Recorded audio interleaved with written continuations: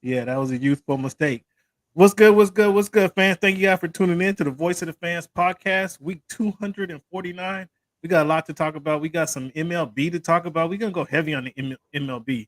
We got some NBA Summer League to talk about, but we got to get it started off with some NFL topic. As always, we have NFL Offseason is always a lot to talk about. But we got to get the show started, Cleveland, just like this. Who am I speaking to right now? Cameron. My name Cameron. Cam Buford. I'm a Dolphin fan.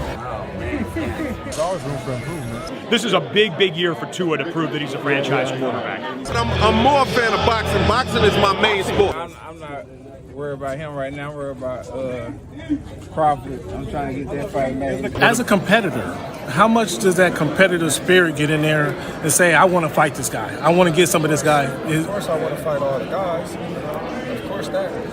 But at the same time, like I keep telling you, it's a business. Once you finish him off, do you feel you get the credit and the respect you deserve there? It really don't matter. I'm just on a mission to become the best, welterweight in the division. After I get him, I want to fight the next best guy, the next best guy, the next best guy. And then once I clear the division, I'm going to move up. Think about it like this. The promoter pays the fighter. The fighter pays the manager.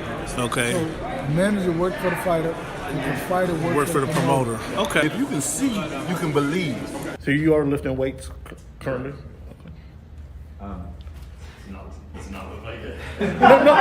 When he said it's easier to score in the NBA versus Europe, did you agree with them? To me, it's easy to score all over the world. Aaron, what has the game of baseball taught you?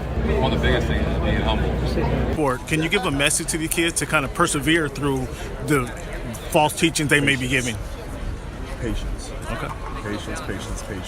As the show Voice of the Oh Fan my goodness! continues gracious. to I'm in evolve, tears. Come on, you were adding some spice to it. it is strictly banter back and forth between myself and Cameron Buford. I enjoy all of it. The real ones know what's going on, right? Like you said, Pacific Northwest. So I think it's a big part of my game. And every time I step on the floor, I just want to represent my city. You play this game and you don't turn to win a championship, then why are you playing for? I'm happy for the Mariners. I'm happy for the whole Ken. Nobody. Go watch the tape. Go watch the tape, and then you tell me if it was all about just a system. You look like a buffoon. Go do your research. Go do your study. Oh, this guy. That's what's good in sports, man. It's big Snoop Dogg, man. That's what's good in sport. Hey, man, thanks for making our voice your choice. You know how we do.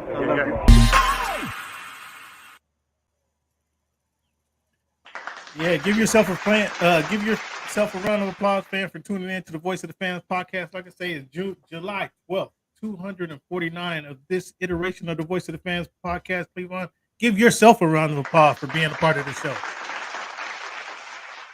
Like I said, we got some NFL offseason. We're going to talk about the NBA Summer League is still cooking. We're going to get into that right now. We got a barn burner going on. And is this an overtime game?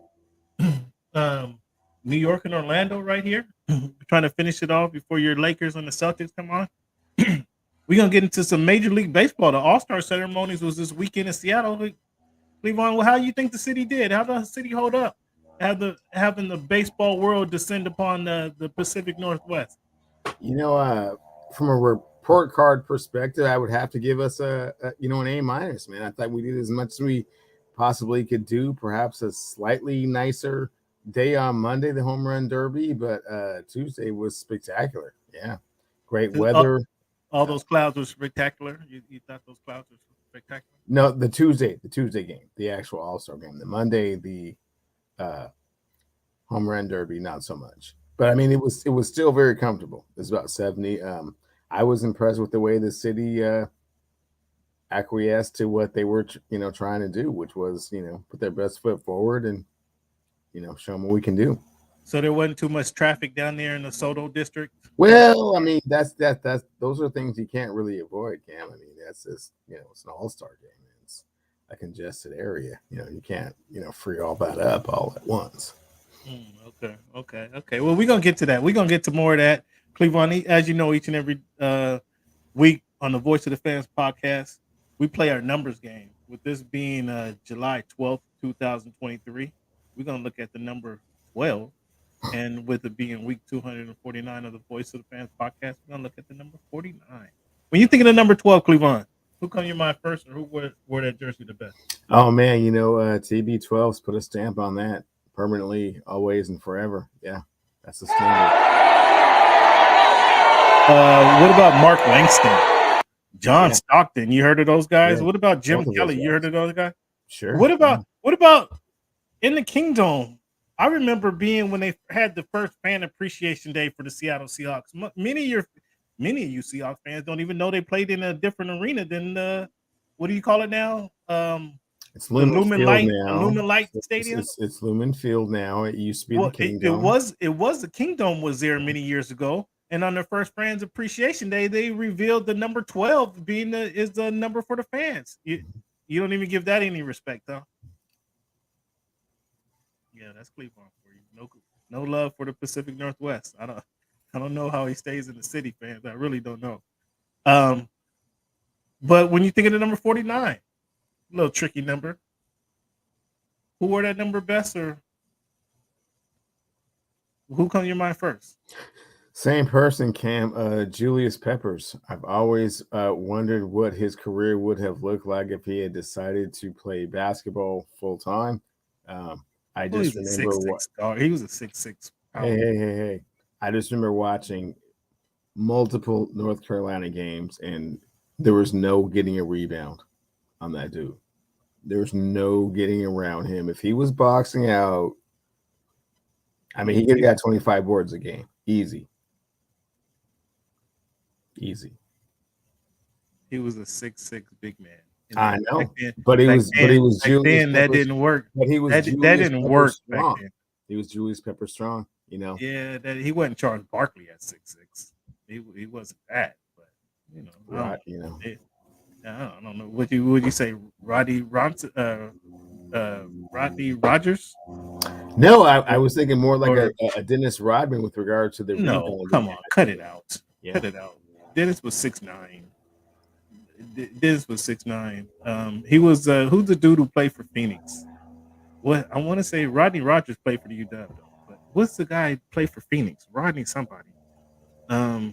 He was kind of that same type of guy, but he couldn't score like Rodgers. Rodney Rogers had some run with the Nuggets, if that's what you're talking about. But he played. He was a journeyman. He played with multiple teams. But nevertheless, 49 is a little bit difficult. But Julius Peppers and what could have been is kind of where I was going with that.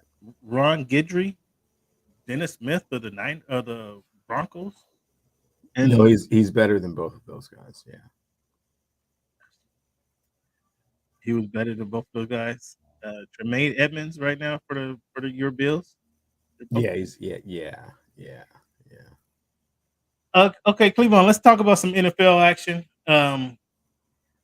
We got a couple holdouts still. Saquon Barkley says he might not even show up till after week 1. The Giants know he kind of has to play, or else his career end up like Le'Veon Bell. You just can't sit out a year. But do Le'Veon Bell sign, or does Josh Jacobs? Who signs their deal first? If you're talking Saquon Barkley or Josh Jacobs, then I think Josh Jacobs signs his deal first. They're gonna wear him out. Man. You talking about the Giants gonna wear Saquon Barkley out? The Raiders, they don't even have a quarterback today, and their offensive game plan has to be all around Josh Jacobs, so he's in trouble. If he doesn't get his long-term contract next year, it's going to be tough for him to get another deal. Because what do you like to say about Murray down there in Dallas? What was his scenario? Oh yeah, you don't get the money until you prove you're durable, and then once you prove that you're too durable, then you don't get the money. Yeah, they about to see if he can get 450 carries this season, Josh Jacobs. And then got Dalvin Cook and DeAndre Hopkins. So which one of these free agents signed first? Not that there's a DeAndre Hopkins signs first. The Dalvin Cook one is tricky. Neither one of them really. They're both experienced veterans in the game. Obviously, it's easier for a running back to acclimate to a new team than the quarterback.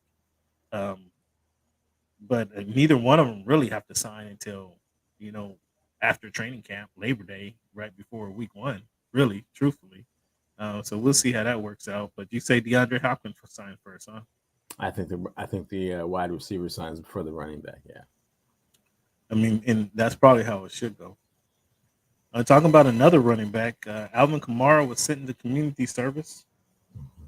Have to pay $100 fine for a victim that got beat up down there in New Orleans. Do you think this is going to impact his season? Another season impacted? Now, I won't say a season lost, but another season impacted by Alvin Kamara's off the field incidents. Yeah, 8 games. Looking about 8 games, Cam. Oh, you saying the 8 game? Roger Goodell's about to step in. Oh yeah. 8 to 10 gonna games. We're gonna get into some Roger Goodell conversation here in a little bit, but controversy going around.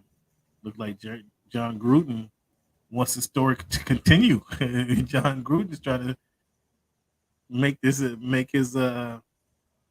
like a kitty litter, make his stint stay around for a little bit. Jerry Jeudy says Russ is a soldier. He's all behind Russ and his off the season work, and says Russ is going to be back stronger than ever this season. Are you buying this, or are you buying this from Jerry Jeudy? I'm buying that Jerry Jeudy believes it, and we all know. Well, I shouldn't say we all know. It has been well chronicled, Russell Wilson's work ethic and his commitment to the game when he's committed to the game. Now, it seems the last couple of years he's been too committed to trying to promote and accelerate his brand, so to speak. But it sounds like he's gotten just back to football, and we'll see where that can take him. I think this is a veteran move here by Jerry Jeudy to prop up your quarterback. Is Jerry Jeudy a veteran? Wow, are we 4 years into it? He's a veteran. Is there another veteran on there? 24 years old, 24-year-old veterans. Somebody else you're looking forward to on the? Well, I mean, Russell Wilson's a veteran, right? Is there somebody on the Broncos receiving core that you're looking toward for better production or more direction out of Jerry? No, but I just found the hilarity in your statement. A 24-year-old veteran. He's a veteran on that squad. Okay, well, yeah, he's a veteran there. Yeah, sure. Okay. Yeah, no, and again, I think that's a veteran move by a receiver to prop up your quarterback, whether he believes it or not, to make everybody else thinks that his quarterback is on the straight narrow and on the up and up. Yeah, that's a good move by the more targets, more opportunities. He's always been on the straight up and in the narrow, but just the play. We'll get to this one, Eggs, and we'll get to that one. Ooh. We'll get to that one. Yeah, that's it. I mean, you want your guy to kind of prop you up, man.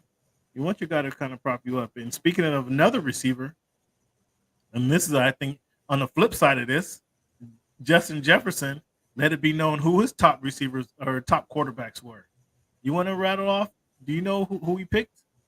Go ahead, Cam. Hit me with it. I mean, obviously, you got to say Patrick Mahomes, right? You got to say Patrick. I mean, if you're not saying Patrick in your top 5, I mean, you're losing points right there. He threw in, then he got to throw in his college brethren. I was surprised by he threw his college brethren in there. And Joe Burrow, JB, Jalen Hurts. I mean, you guys, we can't argue with these 3 so far. Jalen Hurts, Joe Burrow, Patrick Mahomes. He actually had Aaron Rodgers at number 2, which I was kind of. I mean, I don't know just where he's from, but did he spend some time in Green Bay? Is he from he's from down south? How does Aaron Rodgers get to number 2 on his list? Well, I mean, he just sees the way he spends it. So here we go. All right, the way he spends it, and then most people would think that in his top 5, like Jerry Jeudy, is propping up his quarterback. At least you got to mention your quarterback, Kirk Cousins, in his top 5, don't you? Most would think he'd have to mention him, and he did not. He left his quarterback, Kirk Cousins, off his top 5 list and put it Josh Allen. I think that was a rookie mistake, or not a rookie mistake. He's not a rookie, but a youthful mistake.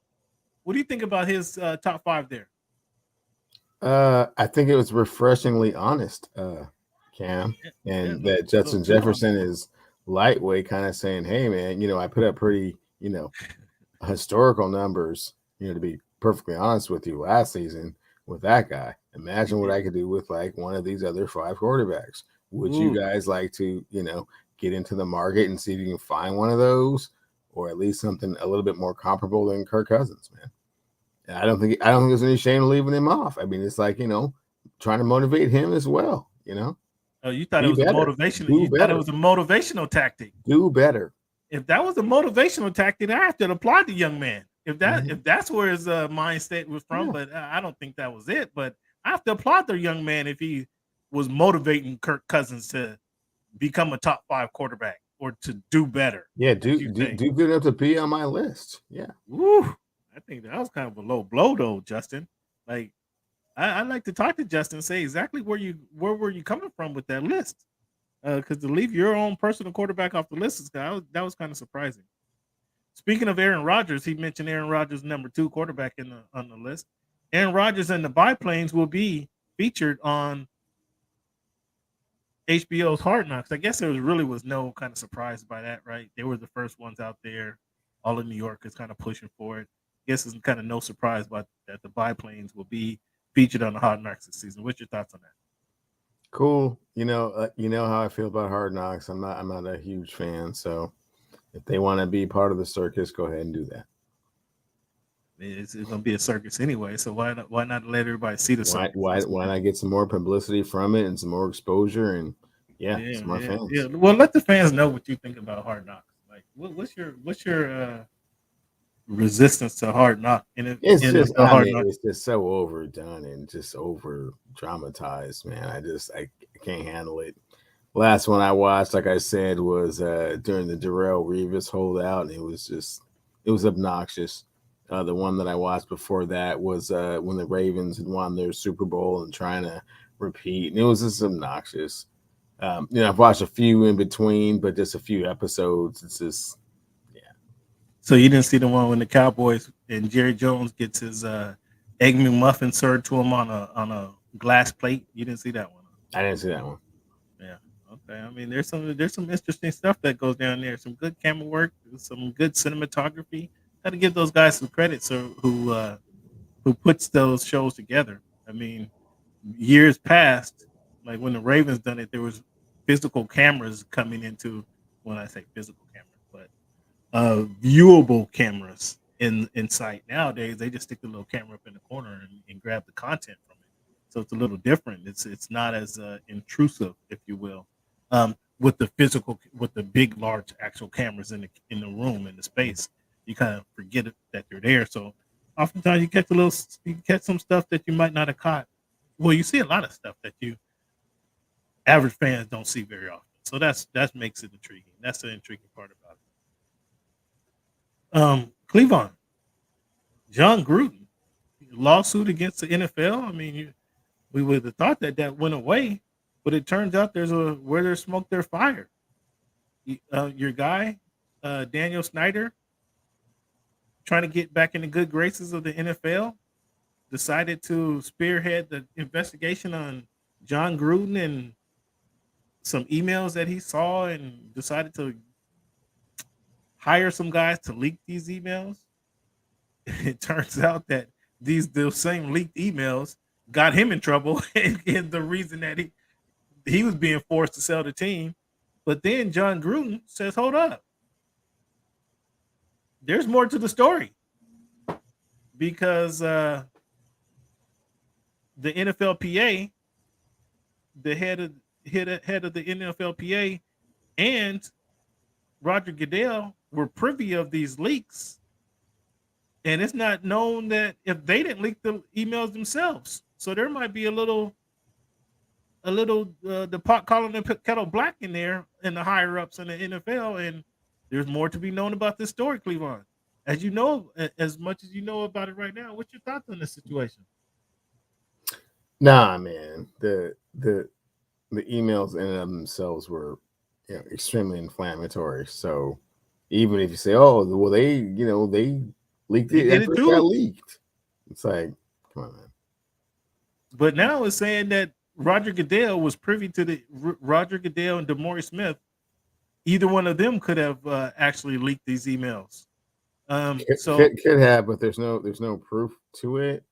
Or we'll see. What more. are you saying here? There's still more to And be. what is more John to be Gluden's investigated? motivation? He already got cast out.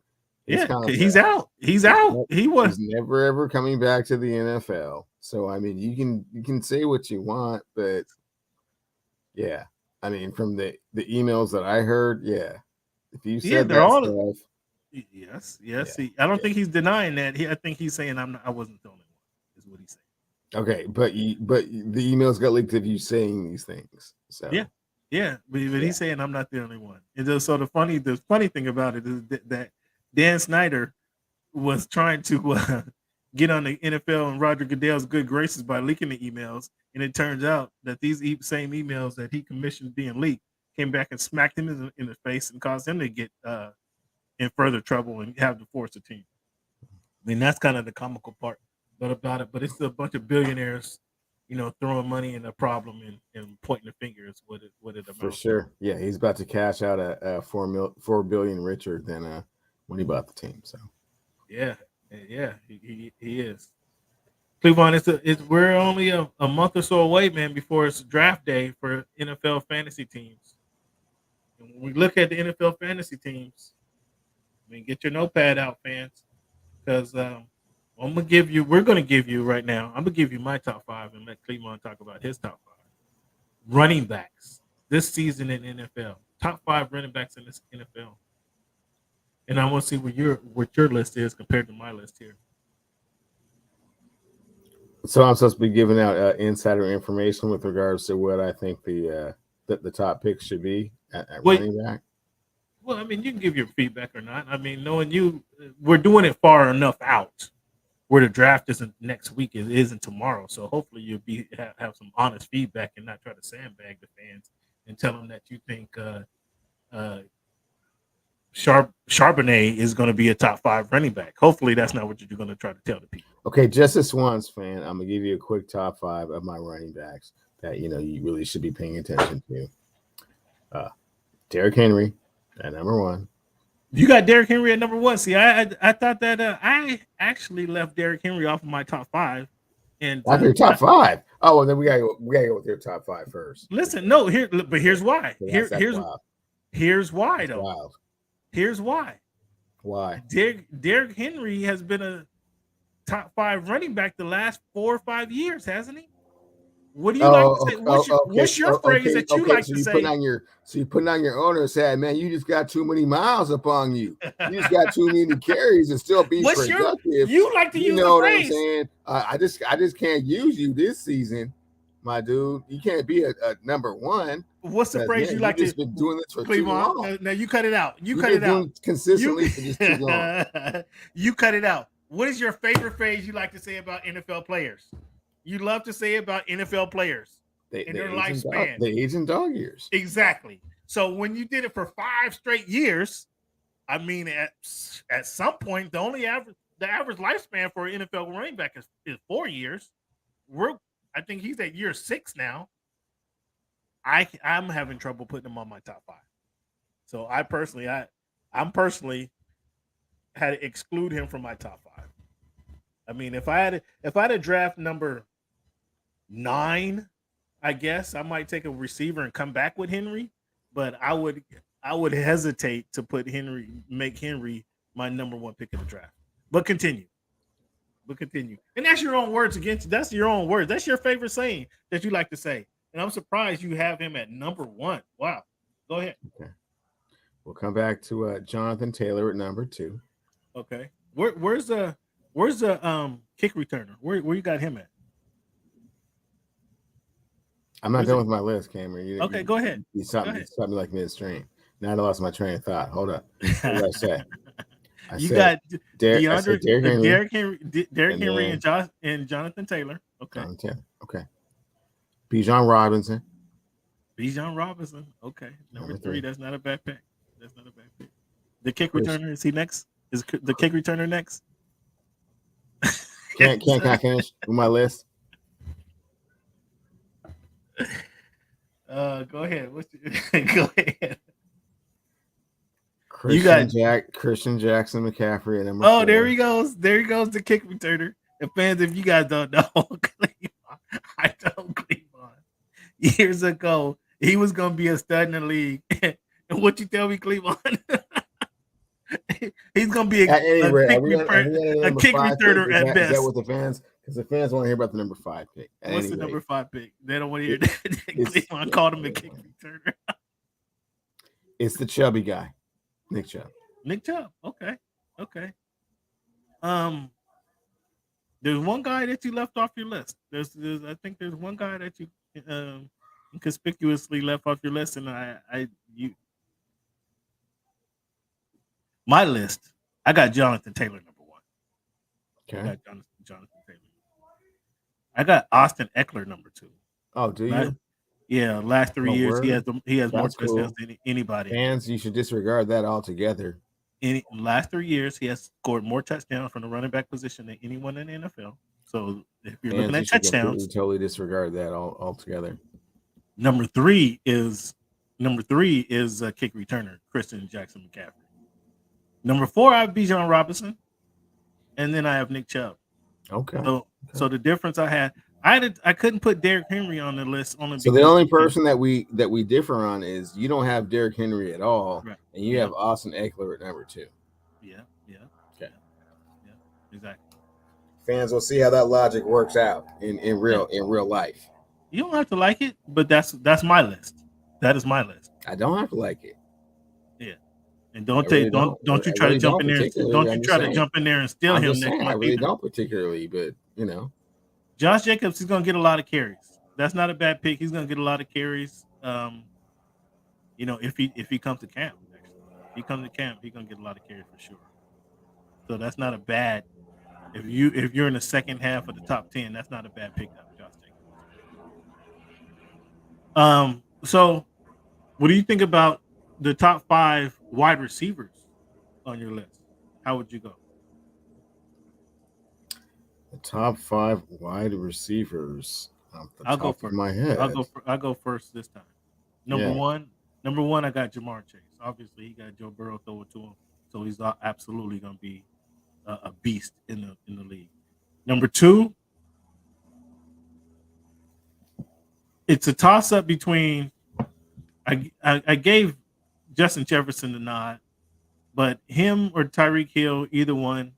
I mean, Justin Jefferson only because his production the last 2 years is he ahead of Tyreek Hill, and then Tyreek Hill, as my man said, Hanson, this is a big year for Tua, so just Tyreek Hill gotta hope the quarterback stays healthy.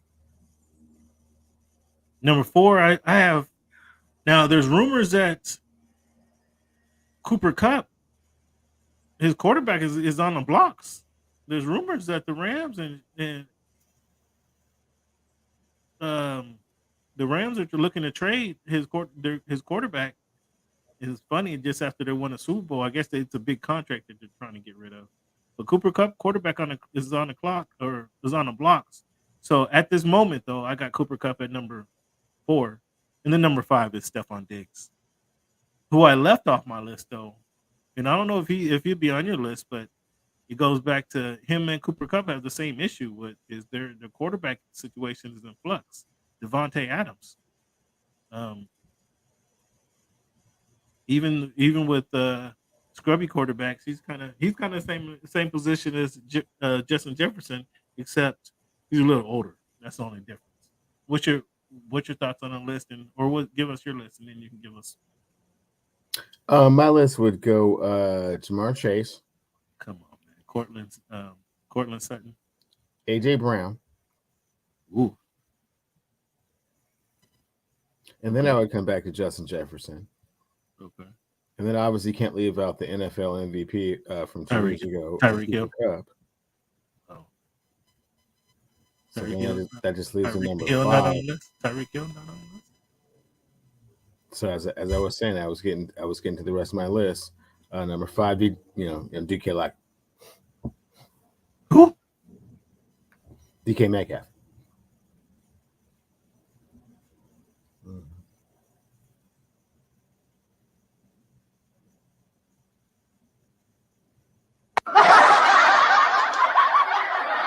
You're taking DK Metcalf over Tyreek Hill and Stephon Diggs? Well, Stephon Diggs has got some issues up there in Buffalo. We're not quite sure who's going to be throwing to Tyreek Hill after week 6. So, now you're coming around. Now you're coming around. Interesting. Interesting you to say that. Nonetheless, fans, we still got a few weeks to see how things shake out, see who comes into camp healthy, who looks good and healthy. But as of today, those are our top running backs and our top receivers that you should have your eye on when you're planning your fantasy football draft, because it's right around the corner. It'll be here before you know it, fans. So we just wanted to, and we couldn't do it too close because I didn't want to do it too close so they have Cleveland have his notepad out and be trying to steal my picks as he's been doing the last couple of years. None of that, fans. None of that. Yeah, I know. Although he does enough underhanded things in the league, so we won't get into that either. So, in fact, fans, while we're on the topic, we need one more player to join the Voice of the Fans fantasy football list, fantasy football league. One more player. If you want to join the Voice of the Fans fantasy football league, shoot me a message @_Voice of the Fans on Twitter, @_Voice of the Fans on Twitter. We just need one guy. Love to have you. And it'll be bragging rights. I think it's $40 for the season is a pot. It'll be bragging rights and a lot of fun, a lot of banter all through the season. We just need one player. So if you want to be that player, @_Voice of the Fans, @_Voice of the Fans. And then you'd be competing with guys like this, saying Cortland for Justin Jefferson. Come on, man. I mean, dude, come on. This is your competition. Who's going to take Cortland Sutton? This is the competition, fans, that you're going to be playing with, or the guy who considers or who called Christian McCaffrey coming out of college a kick returner in the NFL. That'll be your competition. Just to let you know. Fans, the semifinals or semifinalists for the NFL Hall of Fame came out recently. And so I got some names that I want to run by you guys or run by Cleveland. Both you guys. Let me know what you guys think about this list for potential Hall of Famers. And you want to just give me a yay or nay? You want to give me thumbs up, thumbs down, Cleveland? What you want to do? How you want to do this? We can go yay or nay. Yeah. Got about 20 names right here. Yay or nay. Ken Anderson. Nay. Quarterback Cincinnati Bengals. Nay. Otis Anderson, Super Bowl winning running back for the St. Louis Cardinals, and then the New York Giants is where he won the Super Bowl. I'm going to say nay. Nay on Otis Anderson. Carl Banks, 2-time Super Bowl winner for the New York Giants. I think Carl Banks gets in there. Yeah, yay. Larry Brown, defensive back, Dallas Cowboys, Super Bowl MVP, actually. Nay. Super Bowl MVP? Nay. One half of the best wide receiver duel ever to play the game of football, Mark Clayton. Been played in one Super Bowl, established a lot of records. One half of the Marx brothers. Pass. Oh, pass. Pass. Okay. Roger Craig. First guy to go Yay. 1,000. Yay. I think that's kind of long overdue, actually, isn't it? I think so. What, 3 Super Bowls with the Niners? Is it 3? I think he has 3. Henry Ellard, longtime receiver of the Los Angeles Rams. Pass. I don't think he had to see. I don't think he. Shoot, that's a tough one. That's a tough one. Randy Gradishire, The lineman. Nay. Lester Hayes, cornerback for the Los Angeles Raiders. Yay. Chris Hinton. I think Chris Hinton's claim to fame was being traded for John Elway. Yeah, exactly. What do you think? I think he had a pretty solid career, and actually, when Dickerson came over there, he was kind of a big part of that. So, pass. Joe Jacoby.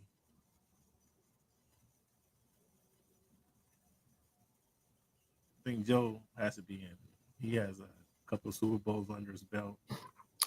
Lineman for the Skins, right? For what they'll call them, the Hogs. Yay. Yeah. Billy White Shoes Johnson. I think he gets in only on historical reference, just on his game alone. Man, I don't know that his game was Hall of Fame worthy, but he certainly was. I'm saying nay. Not an icon in the game, but he was revolutionary. Nobody was doing the end zone touchdowns before he came in there. Yeah, that doesn't make you a Hall of Famer though. He's an icon for sure. That's not a Hall of Fame. That's not what the Gold Jacket's about, man. So if I may, everybody likes to bring up. Hell, everybody throw a name at you.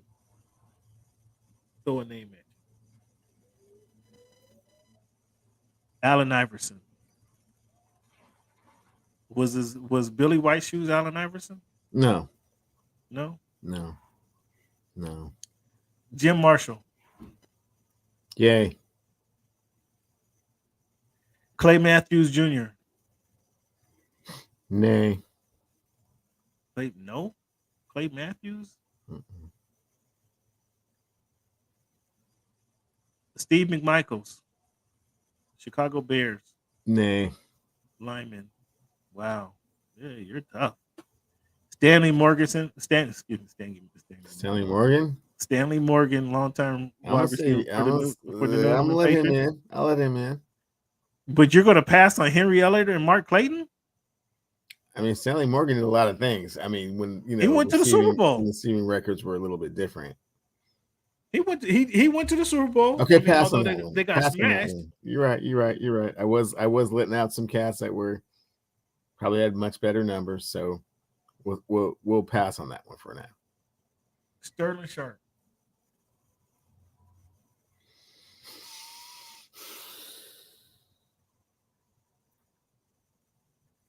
I think if there was a 3-year span where nobody caught more no one had more catches than Sterling Sharp, including Jerry Rice in that 3 years run. Had he not been hurt, not quite ready for that one yet. Well, I mean, how much longer are you gonna make him wait? The guy got hurt in the 80s. I know. Not quite ready for that one. Was it he caught passes from Brett Favre, so it was not the 80s, it was early 90s. I mean, how much more time you want to wait? It's been 30 years. Are you putting him in? I think Sterling should have been in. I think Sterling should have been in there. So you got Sterling in. It's more sentimental for Sterling because the neck injury, I mean, kind of ended his career. Dude, okay. Look, is he in or not in? He's in. He's in. He's in because he got a neck injury. That's not a reason. No. He's in by his numbers. You know how I feel about your. He's not in by his numbers. He's not in by his numbers. You're in. He's in for the 3. What he would have done had he not gotten hurt. For the run, those 3 incredible seasons that he had better numbers than Jerry Rice. Is that why he's in the Hall of Fame? That and I don't want to say it was. It was more. He played longer than 3 years, but there was he had that 3-year span where he had numbers very comparable to Jerry and sometimes even better. Okay, no better. It wasn't no comparable. It was better for a moment there. He was the best receiver in the game. So he played 88 to 94. 88 to 94. 6 seasons? Yeah. So I mean, if you want to match his numbers up to some of the receivers, so he played 6 seasons.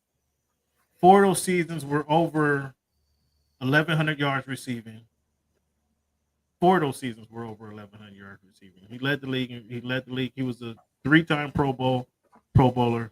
Led the league That in would be a catches no. 2 years. Led Damn, I'm so the sorry. league in catches. I'm so sorry. You should have Led cut the league. yourself off when you said 6 seasons and 3 All-Pro teams. Yeah, no, not a Hall of Famer. I don't know, bro. Led the league in receiving. Oh, for real? That 1 year? Three of his 6 years. 3 of his 6 seasons. Led the league in catches. That's cool. Yeah, that's not a Hall of Famer, man. Again, that is not a Hall of Famer. Not even close. Every year he played until his final year. He played 16 games a year. Like, yeah, dude was a beast, man. He was a beast right up until. Yeah, he was a beast. Sterling Sharp, he's in my book. Okay. Steve Tasker. Great special teams player, maybe for his specialty. Maybe. I don't know. Did they let special team player in there? If they don't, he would be the only one that should be in there.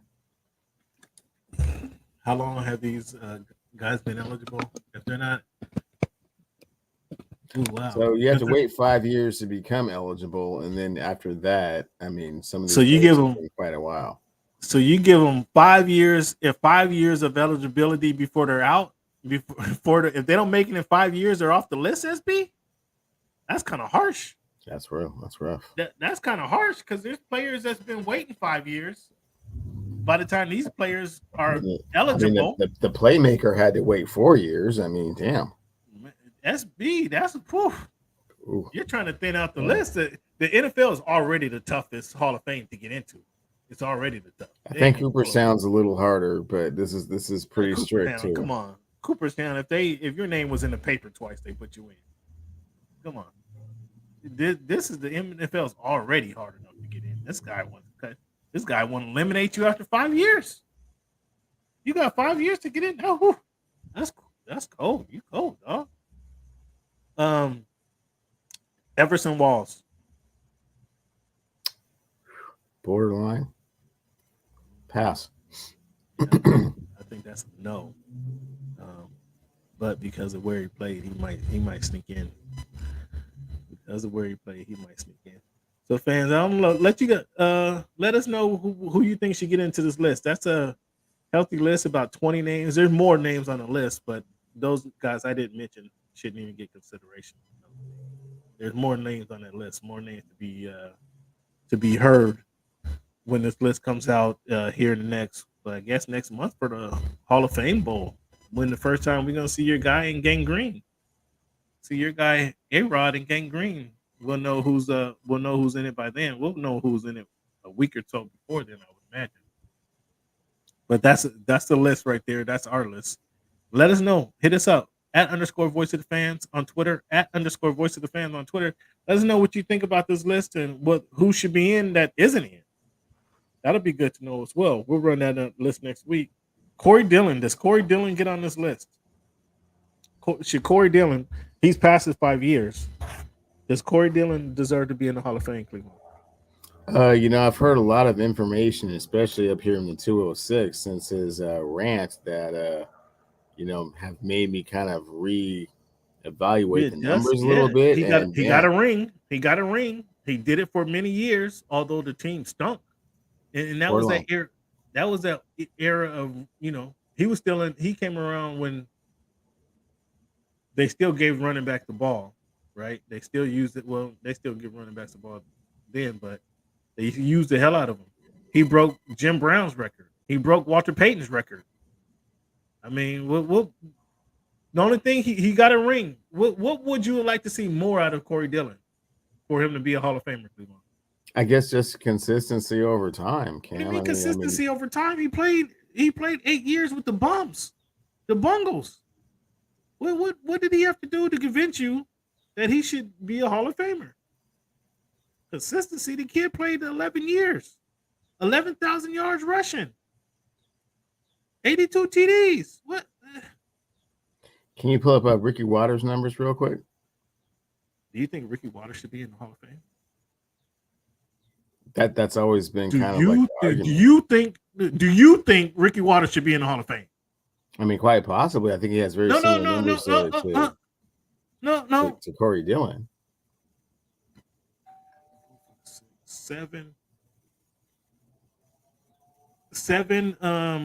years, 7 of his, what is that? 7 of his 10 years, he rushed over 1,000 yards.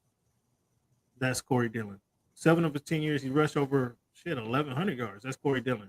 You think Ricky Waters should be in the Hall of Fame? I say absolutely no. And Ricky Waters doesn't get in the Hall of Fame on four words eliminates him from the Hall of Fame. 4 words eliminate Ricky Waters. 4 words. Ricky has just over 10,000 yards, 78 TDs. Ricky ran for 1,000 yards, 1, 2, 3, 4, 5, 6, 7 of his 10 years ran for 1,000 yards. The thing about Ricky is Ricky had some years that he almost identical numbers, but way more receptions. No. Is that what you're saying? Yeah. That's where I was going next. So his receptions, but his yeah, I'm with you, SB. Stop it with Ricky. For what eliminates him from any Hall of Fame contention, any Hall of Fame conversation? Do you remember that when dude said Ricky? He was in Philly. Ricky, that might have been his last year in Philly. It looked like you kind of short armed the ball going over the middle. He's like, go over the middle and get hit. For who? For what? Yeah, you're done. You're out of here, buddy. that eliminates you from any Hall of Fame conversation right there. Those 4 words, for who, for what. Yeah. I'm with you, SB. No, Ricky. Come on, get out of here. Compared to a guy who took the ball against the Bengals, and who was the quarterback in the Bengals? I mean, he didn't have a decent quarterback until Carson Palmer came around. Corey Dillon. I mean, Cleveland, I'm surprised at you. Again, they're Cleveland shitting on another guy who played down in Montlake. Hey. Another guy who played down in Montlake. What did I say? You have a tendency. You have a tendency for that. You have a tendency for that. If they play anywhere close to Montlake, in that now pavilion near Heckhead Pavilion, Cleveland, you get no credit from Cleveland. I noticed that. It's not me saying that. We got a history. We got a long history, fans. The well-documented history. Go back and listen to the tape, as my dog say. Am I wrong? Oh, you're 100% wrong, Cam. But there's no time to get the research staff out here and pull up all of your various lies. So various lies. I could go. It happens week after week after week. What are you talking about? No, it does not. Fans, so all right, let's talk about this NBA Summer League. Let's talk about Wembanyama. Wembanyama returned. He came back strong. He heard your on Sunday, on the Sunday special. He heard you're dissing him, talking about does he belong?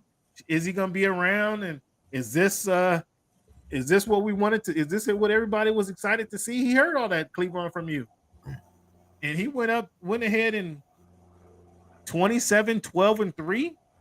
Like, and that wasn't even an efficient 27, 12, and 3.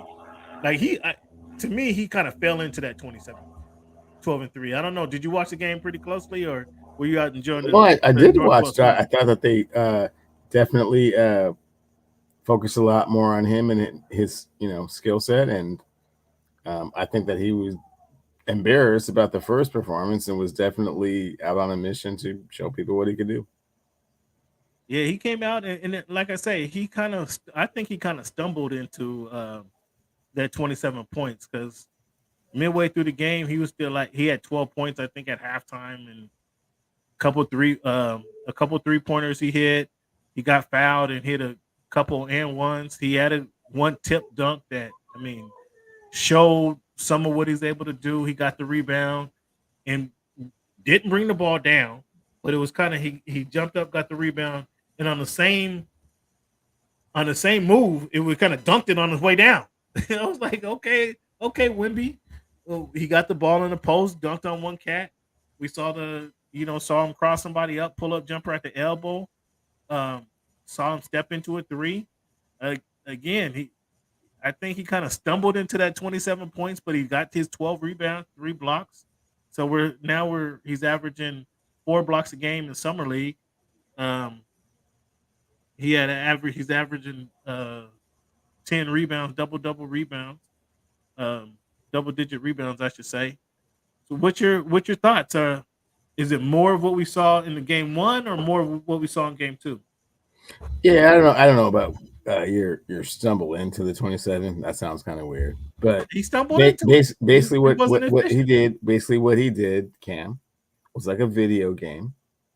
Congratulations, you have advanced to level 2. You don't have to play any more summer league games. You've shown us enough of the special that we know you're special, and it's time for you to go work with the facilities guys and get into shape. Do you Paulo did it the same game last year? He did a 360 in the game, like, oh, okay. I think we've seen enough here, Mr. Vancaro. Why don't you go this way now? No more of this exhibition glorified scrimmage thing. Oh, here you go with the glorified scrimmage. Glorified scrimmage game. So you think you're good with the Spurs sitting them down there? You're good. Yo, absolutely. 100%. Like once you show that, like, okay, you're way more special than those guys, that's all you need to show.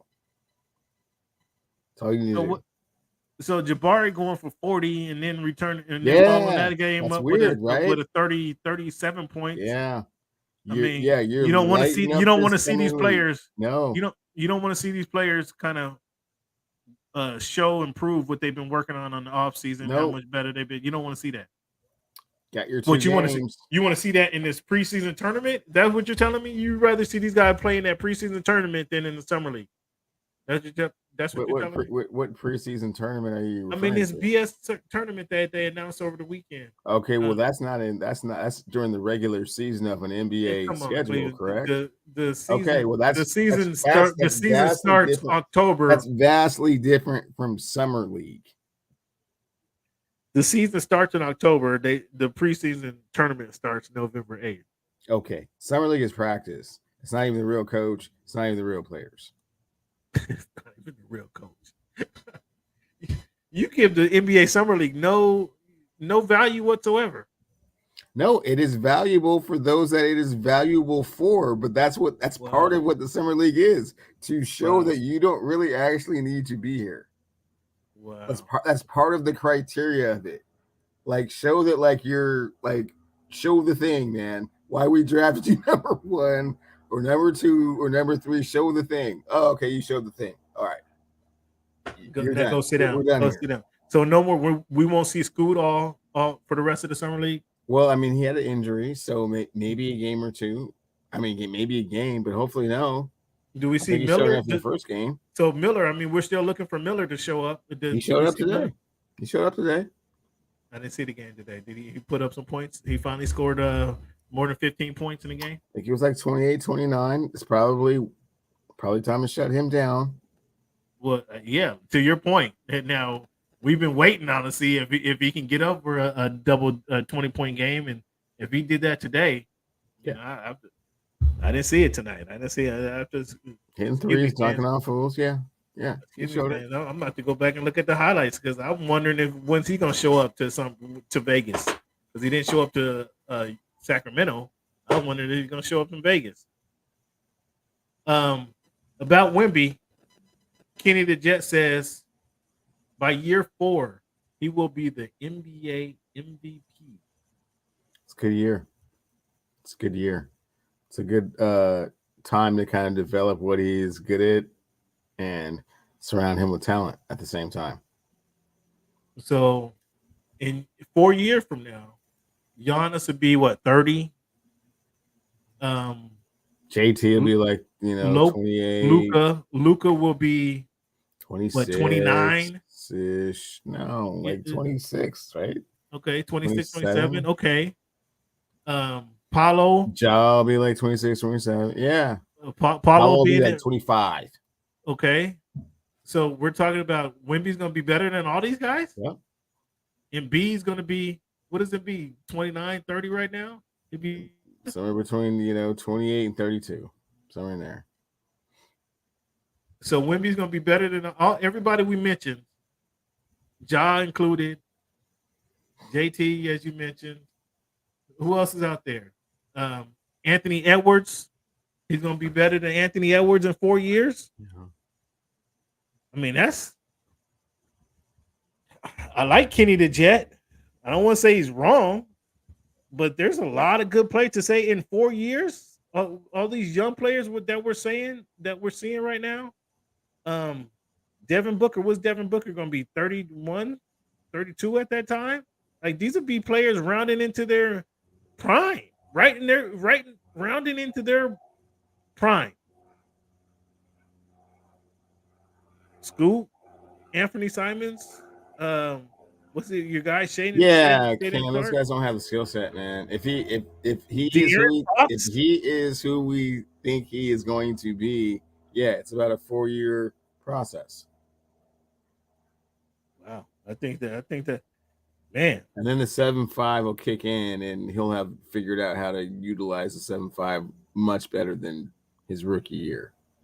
Well, like when he's 24 years old. Like, I expect him to be better. Don't get me wrong, but to say he's going to be the MVP in 4 years, like, again, there's a lot of players. That's eliminating a lot of players from that title, isn't it? I just think that's a lot of players that he's ascending. Well, a lot of players that have yet to really show anything and don't have that same skill set. Anthony Edwards, their ceiling is not that high. Anthony Edwards' ceiling ain't that high? No. John Morant's ceiling ain't that high? Nope.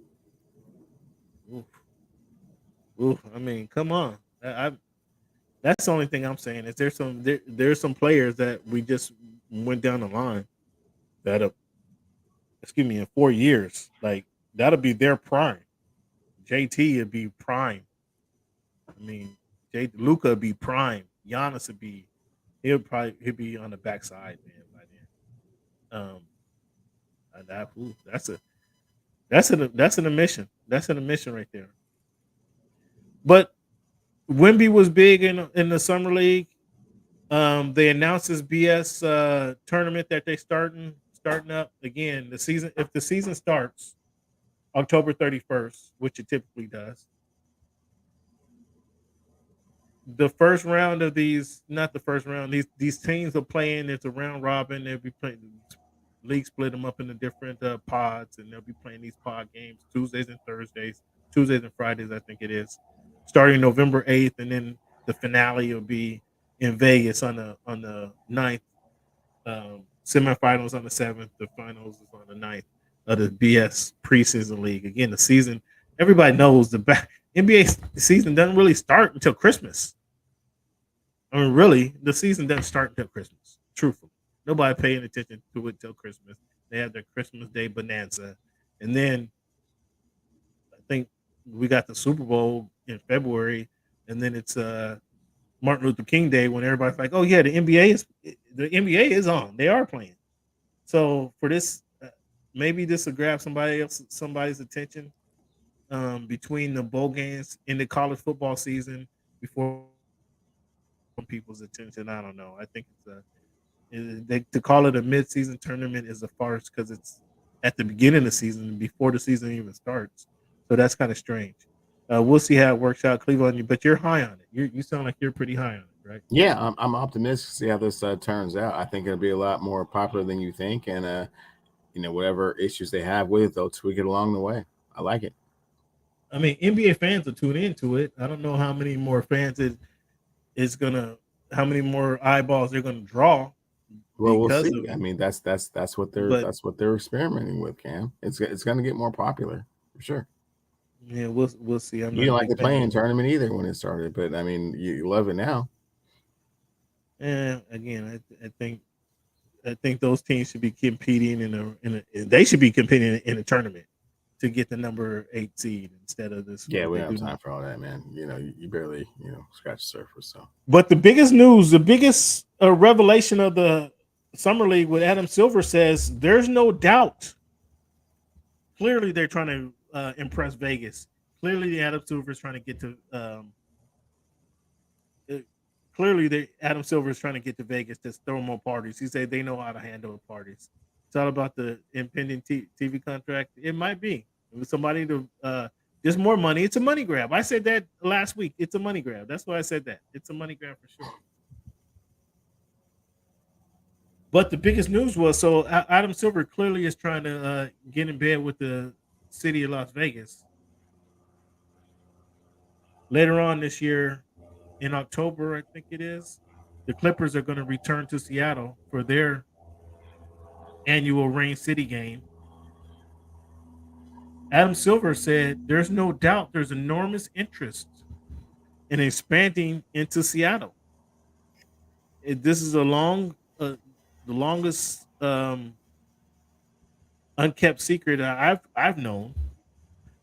Cleveland, just kind of being around people in the NBA circle, if you will.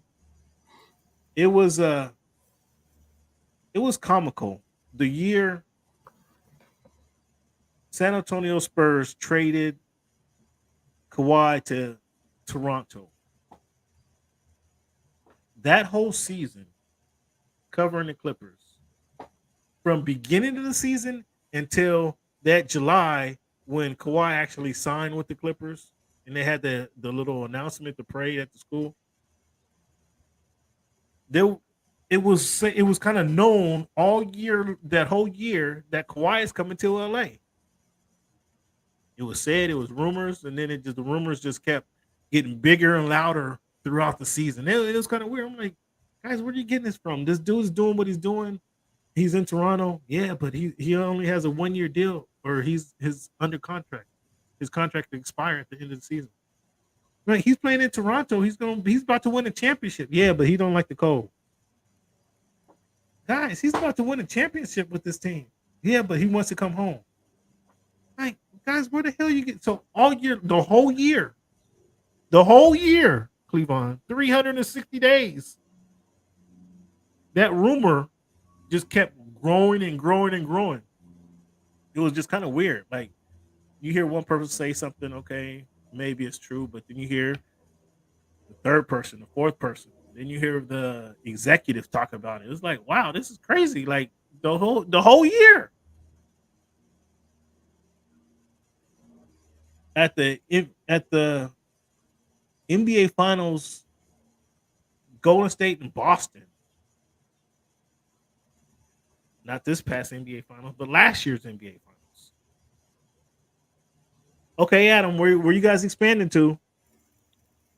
Expansions in the books, Adam. Where you guys expanding to? Oh, well, I don't know. Nobody in my office has talked about expansion. No expansion information been brought over my desk. We got the collective bargaining agreement to handle next year. That's the first and foremost. So no expansions on my desk. But I personally asked Adam, should there be a team in Seattle, Washington? Are you guys ignoring that market? Well, that market's been maybe we need to reconsider that market. So the team probably shouldn't have left that market. So there's some great fan base in Seattle that doesn't get to see enough basketball. That's how he left it. Oh, okay, Adam. I personally asked Adam Silver that question. Okay, Adam. That told me expansion to Seattle is coming.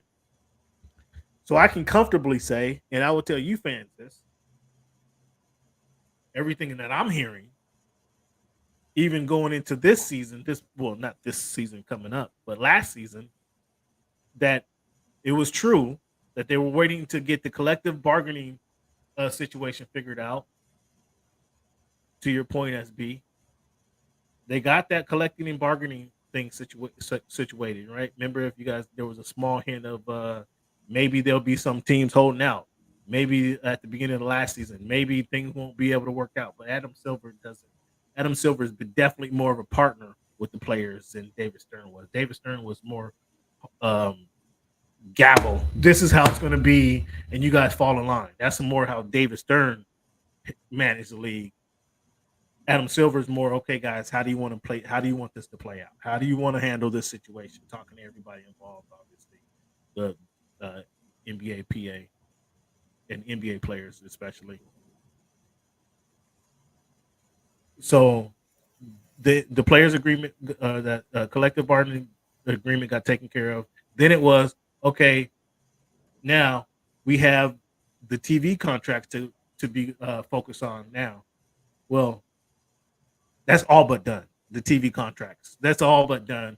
Now that there's more money, the salary cap went up, right? It only goes up if there's going to be more money coming into the league.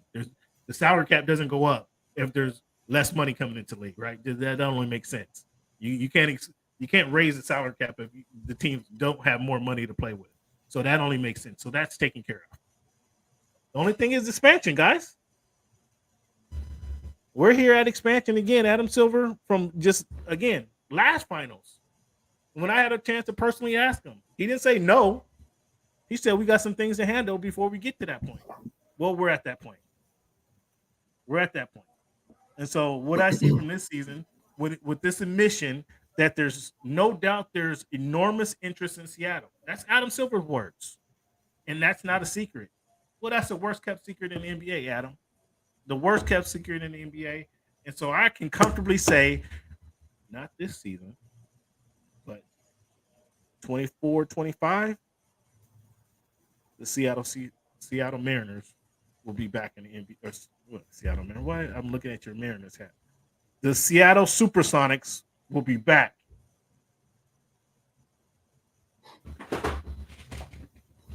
One second.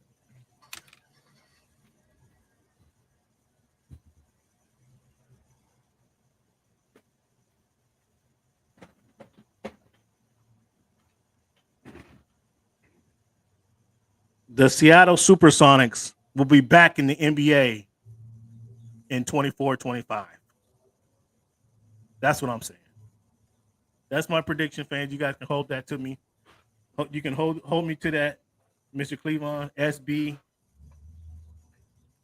Seattle Sonics will be back in the NBA year 24-25. What's your thoughts about that, Cleveland? Go ahead. Yeah, the two expansion teams is not a secret. They've been trying to make them whole again since the whole COVID situation. This is a way to do it, but had to get the TV contract taken care of first and foremost after the collection and bargaining agreement, which is basically, I mean, he didn't lie to you. He told you the circumstances and, kind of what needed to get done, in what order. And here we are. So if the TV contract is on the way, well, then after that's sewn up, then yeah, congratulations. Give us $1 billion and join our thing. Well, so somebody's going to have to put up some money, obviously. There's going to have to be some, if Vegas and Seattle are the teams that they actually expand to, it's going to have to be some reorganization or restructuring within the conferences. Obviously, a team like Memphis, Minnesota, they'll probably be the two teams who furthest west of the East Coast teams. They'll probably have to move to the East Coast, to the Eastern Conference, because there's no Memphis is in a OKC might have to move over there as well. Yeah, I mean, some of those teams might have to move. I mean, hey. Well, no, OKC doesn't. They're still kind of central, but Memphis in Minnesota is in the East Coast. Okay. Well, yeah. Well, one of those guys got to move. Two of those guys got to move. New Orleans, I think New Orleans is too far west. It is too far west, but it's too far west to move to the east. It's too far west. It's further west than Memphis and/or Minnesota. Like Minnesota is like almost neighbors to Detroit. Like they're Minnesota is further east than Wisconsin, than Milwaukee. So that doesn't make sense. Like how they're in between, aren't they in between? just looking at Well, the figure. Yeah, they'll work out the geography of it all when it all comes to fruition. So hopefully soon. They've been saying that forever. So speaking about another West Coast team is from what you've seen out of Scoop, how eager are you to make this Dame Lillard trade? Man, Cam, I don't know if we've seen enough from Scoot from the one summer league game. I mean, the trade didn't come about because of what they saw Scoot do. In a glorified practice, it came from the fact that Dame wanted to leave. So I don't think that Scoot is showing them anything. But like, oh yeah, Dame, you got to be out by like the 15th. Like, no. So here's another story that's kind of doing some reading and doing some research on this. There might have been not some stories told, but once the draft happened, the reason why Dame was so late in his trade request because there was a thought that they wouldn't get the number 2. They wouldn't get Scoot Henderson, and so there was no reason Dame could play with anybody else they may have gotten. But when it turned out that they actually Scoot fell into their laps, there might have been a bit of betrayal there because Dame would have been comfortable. So here's my next question. So when they get Scoot, they're like, oh shit, kind of all bets are off. Because if you recall, in last season, at the end of last season, they asked Dame to sit down. They kind of last couple weeks of the season, like, Dame, just cool out, bro. Cool out. Let us Everybody. Let us lose some games. This talent. Yeah, let us lose some games, man, and we'll get a higher pick and to help you out. So just chill out, man. Just chill out. He was healthy. But just chill out there, bro. You already paid. Don't worry about it. Nobody's tripping if you don't come back from what it was, a little wrist injury or whatever. Nobody's tripping, man. Just go ahead and take the last 6 weeks off. And so he did that. He missed out on the chance to get All-Pro, first team All-Pro, because he was having a good season last year, right? So by not getting first team All-Pro cost him a few dollars. And when I say a few dollars, I'm talking about like $30 million. I don't think it cost him any money because he'd already signed the extension for $60 million a year that kicks in. So, but if you it wasn't really costing him any cheese. You not being all pro does cost you some money. So with that being said, okay, he chilled out. He played the good soldier and allowed the team to kind of fall into the number 3 pick, and then now they get the 3rd pick of the draft. They draft Scoot. They're like, oh. Okay, then well maybe we don't need Dame like we needed Dame.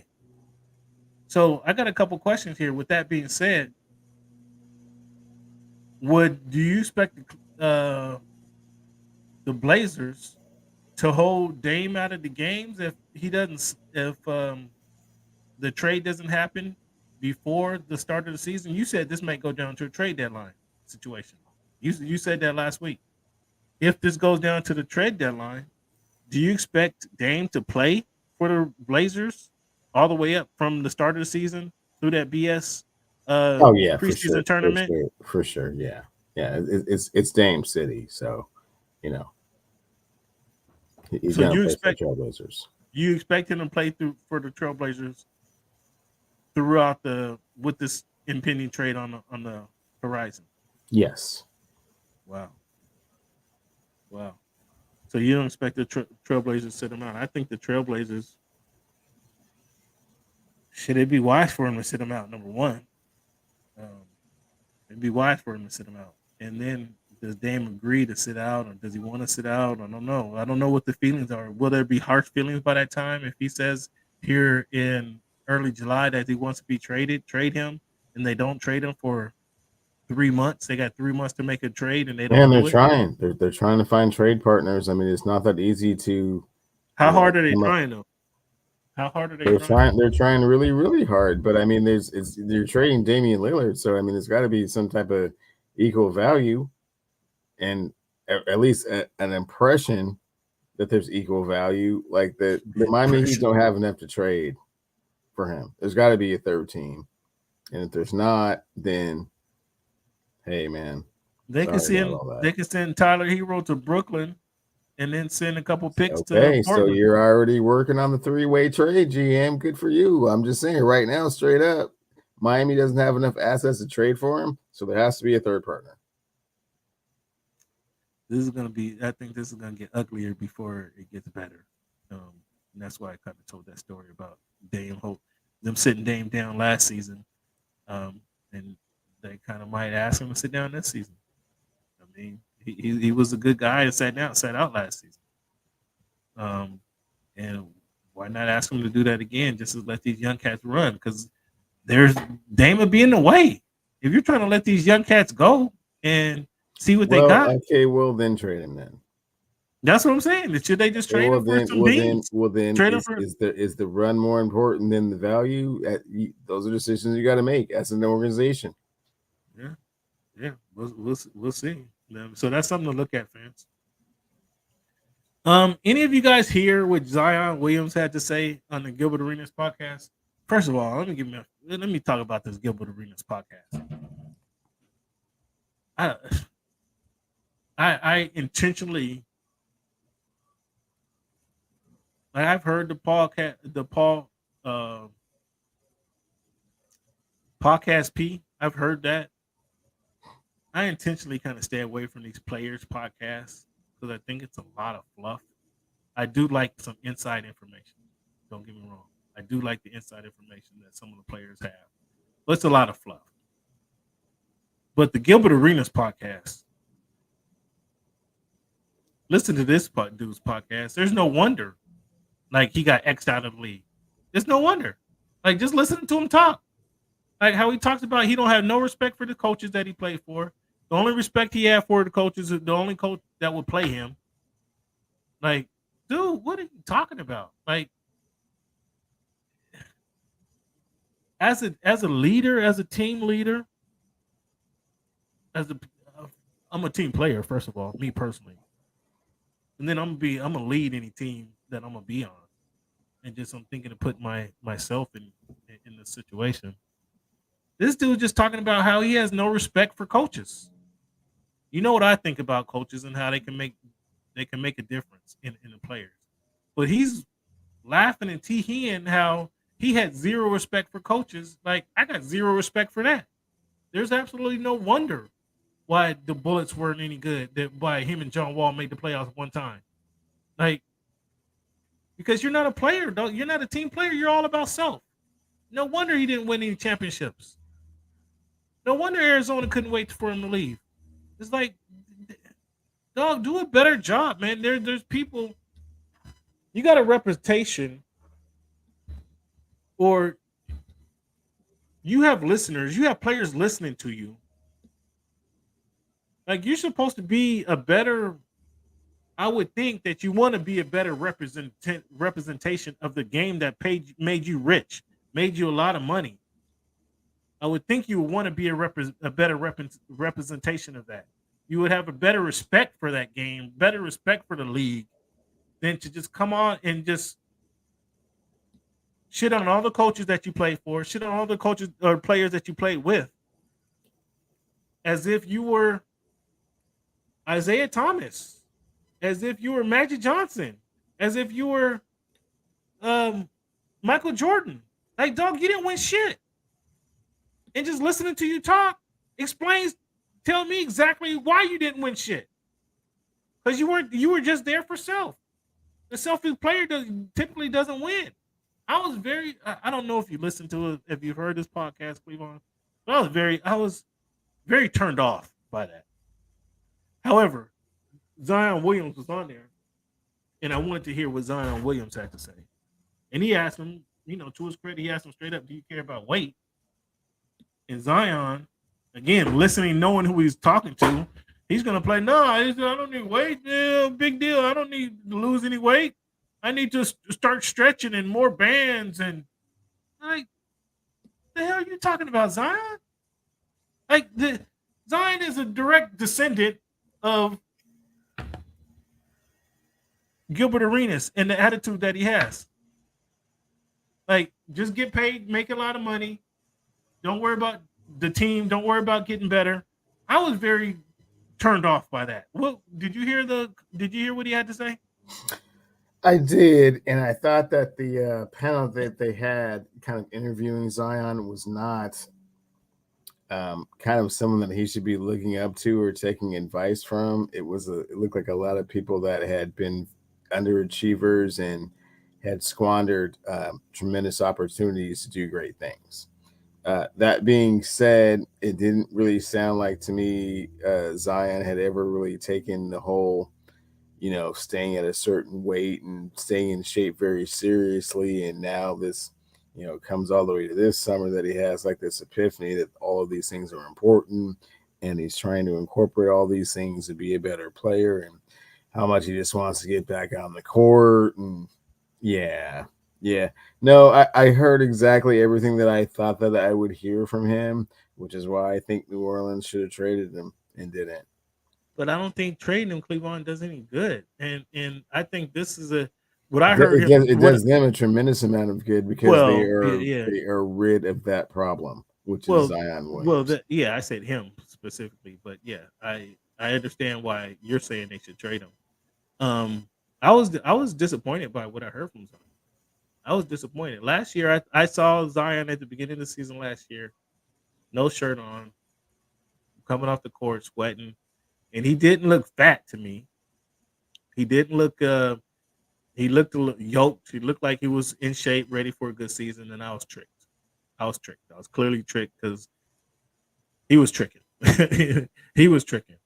But this goes back to Cleveland. What I tell you, the players need mentors. And he came around and said that, well, now I got some, I don't want to call them older guys because they get mad at me, but I got some people on the team now who's experienced.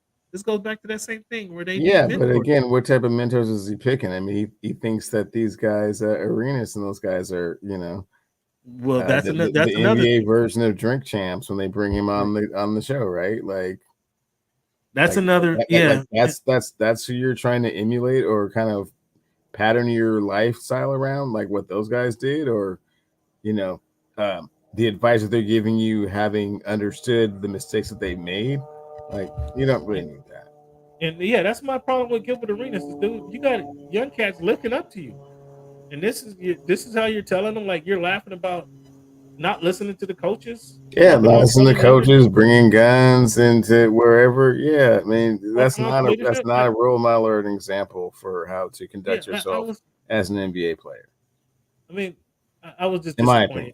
Yeah, I agree with you. I agree, and that's the whole point I'm making, Cleveland. Is I was so disappointed in what I was hearing. Not that I expected to hear anything else from Gilbert Arenas, but I was so disappointed to hear that, and how they're laughing at Teheen about that. Dog, there's a lot of cats listening to what you're talking about, and now you're going to have a generation, not a generation, a full generation, but you'll have many players listening to that. Oh, fucking, what did he do? He didn't do nothing in NBA, like. Jeff Hornacek I think it was Al Harrington. Was it?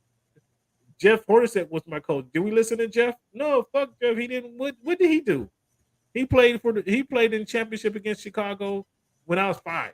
Like, but he made it to the finals. Like, when you were 5. That should have told you he knows a little bit about how to make it there.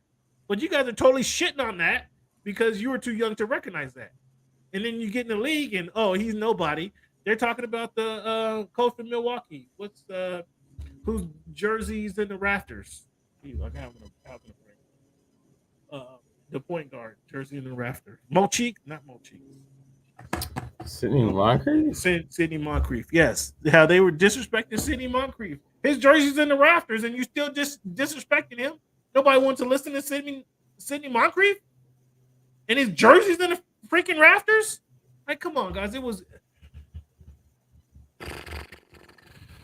just I thought it was totally slap in the face to the NBA culture that these guys are giving these young guys some advice, and it has guys looking up to them, and then that's how they react. I thought it was embarrassing. I really thought it was embarrassing.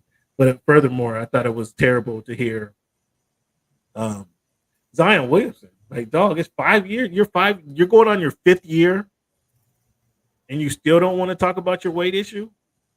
You still don't want to talk about what it takes to get that. It's taking you this long to realize now I need to get some people around me that to help you be the best player you can be. We're in year 5, Zion. We're in year 5, dog. This isn't your say. Okay, you fuck off your rookie year. Okay, you get injured, you kind of fuck around. You can't work out because you're injured. You can't. There's some things keeping you from being the best you can be. Okay, that's fine. But dog, year 2, we're just saying the same thing. Year 3, 4, come on, dog. Like, I literally thought you was ready to go last year.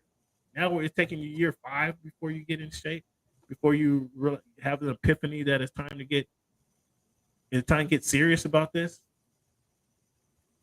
I was disappointed here. I was very disappointed with fans. I was very disappointed with hearing that. Fans, let me know.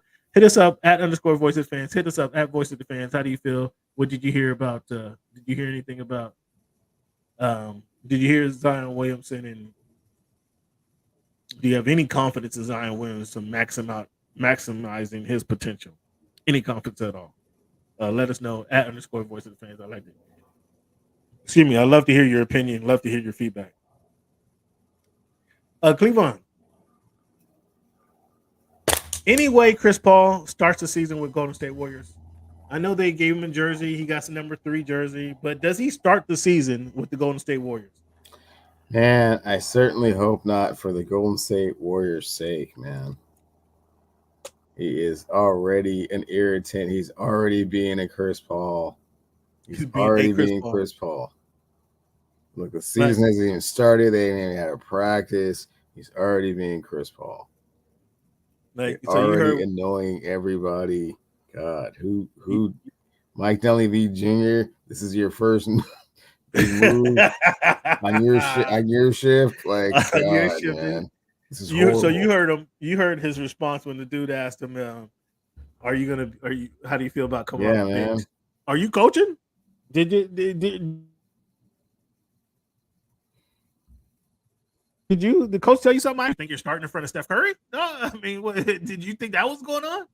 Like, it was wild. It was wild. Like it's still up for debate. We're not 100% sure just yet if it's going to be me or Steph walking out.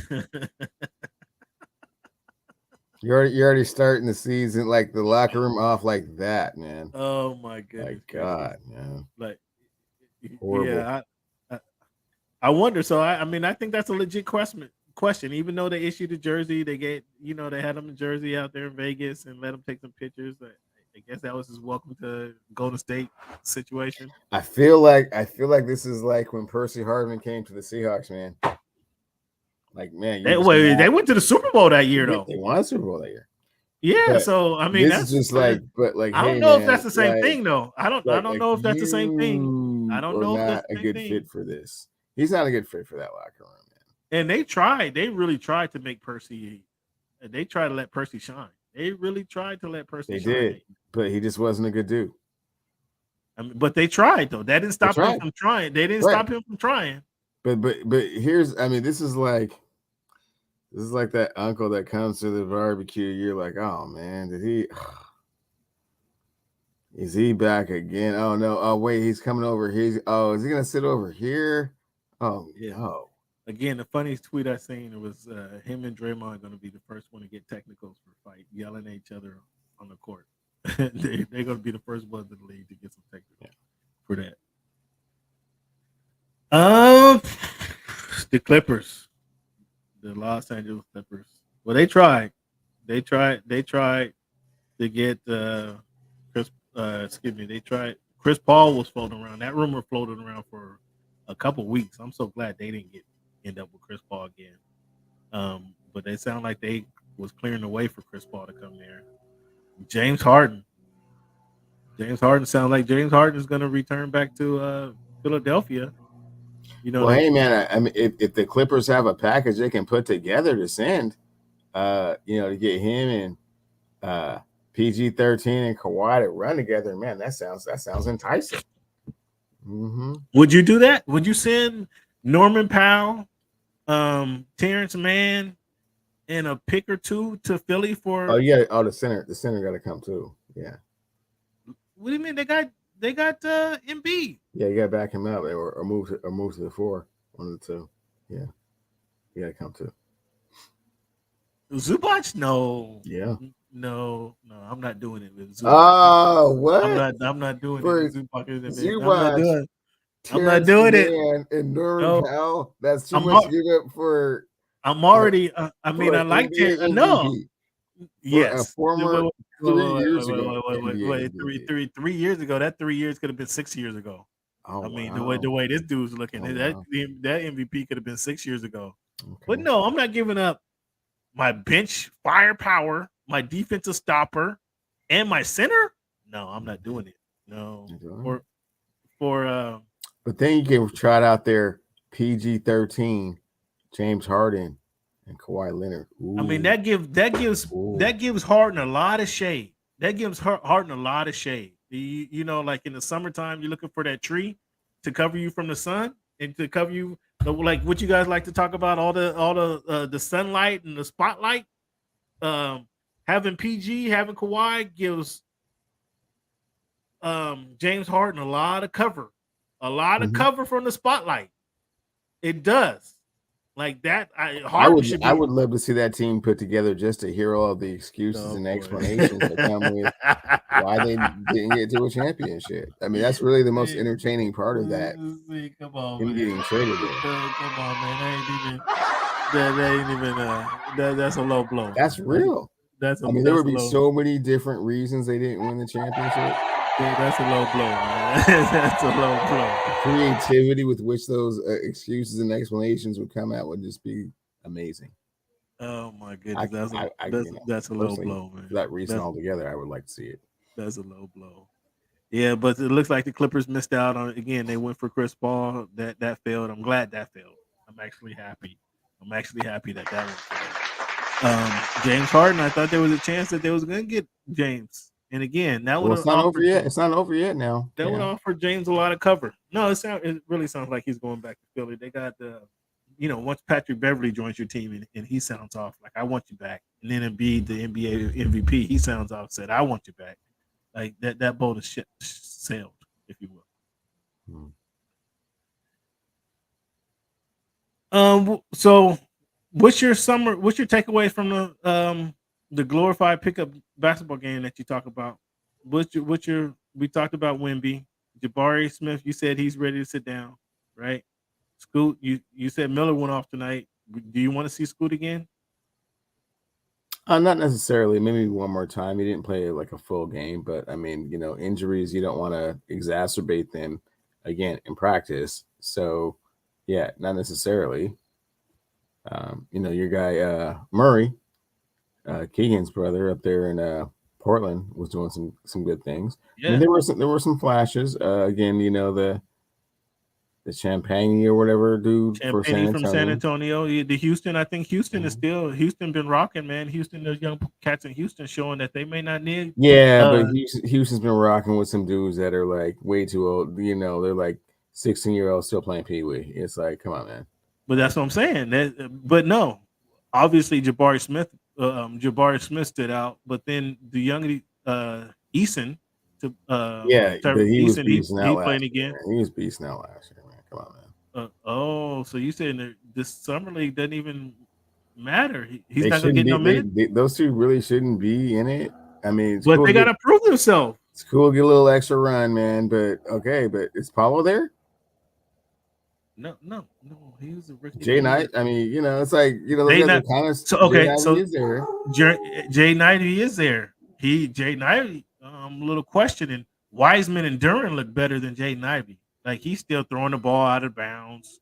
Thinking the guy, you should have went to the wing. Like, dog, you should see that. Like, you should see your guy. Like, I don't know that he's that dude. Like, he got a good story. Son of a WNBA coach. I don't think he's that dude. Shaden Sharp, he looked good the first game, but then didn't look so good the next game. He's got his moments, man. I mean, it's ebbs and flows. It's practice, man. But I think he's showing enough to shut it down. Sharp is showing enough for you to shut it down? I think so. I was surprised he was there. Like, what are you doing here, man? Because he needs to get some run in. Billups is like, yo, show me something. I think he showed him enough. What do you think about the text? Now that the text can, the players can be getting text for flopping. How'd you see that go in the summer league games that you watch? Are you a fan of this? I didn't really see where it was really was a factor in any of the games. I mean, we'll see how it plays out in the NBA.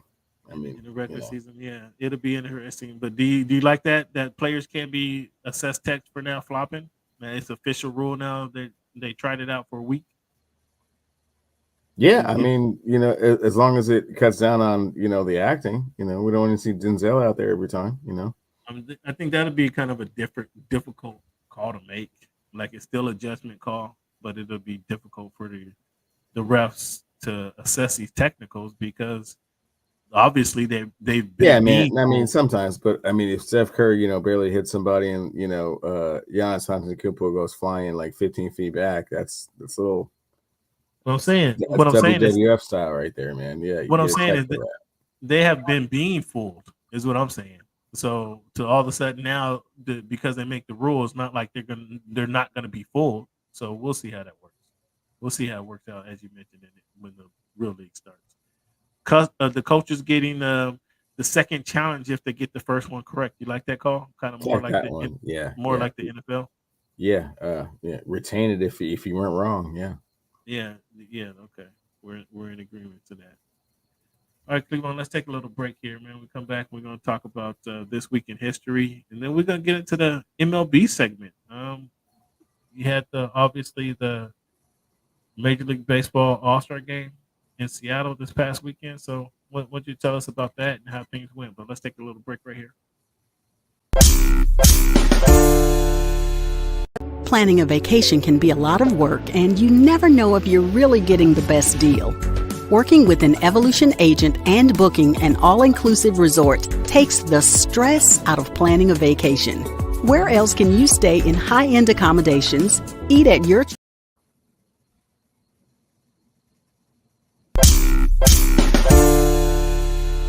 Planning a vacation can be a lot of work, and you never know if you're really getting the best deal. Working with an Evolution agent and booking an all-inclusive resort takes the stress out of planning a vacation.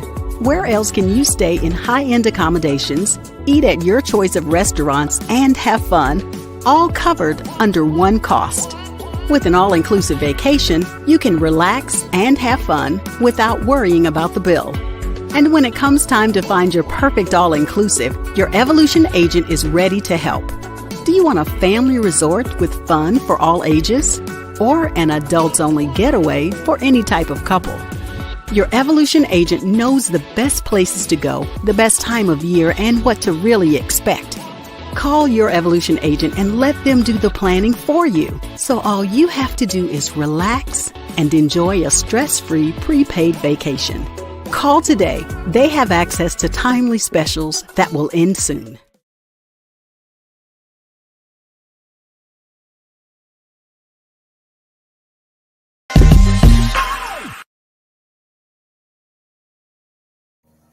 Yeah, fans, as I mentioned, man, go ahead and if you've got some travel plans, I'll speed up to the barcode again. Scan that barcode if you got some travel.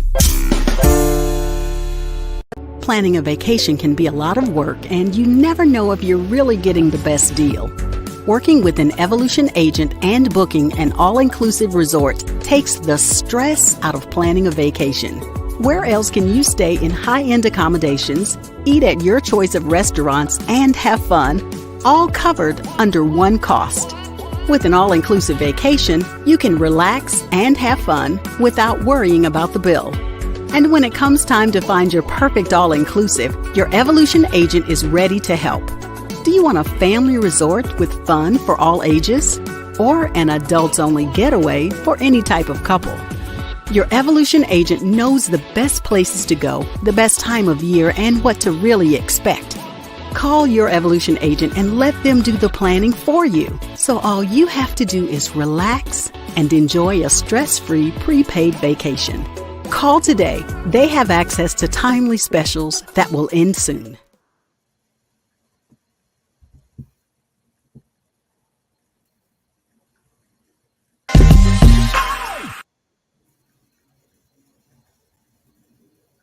What's good, fans? Thank you guys for tuning in. Thank you guys for tuning in to Voice of the Fans podcast. Again, this is week 249 of this iteration of Voice of the Fans podcast. We appreciate you guys for sticking around. Give yourself a round of applause. Before we get to our MLB conversation, let's talk about some of the stuff that's happened in history, man. 1893, Dr. Daniel Hale Williams performed the world's first open heart surgery on a young man named James Cornish. James rushed to Providence Hospital in Chicago after a stab wound, and Dr. Dale Hale Williams performed the world's first open heart surgery.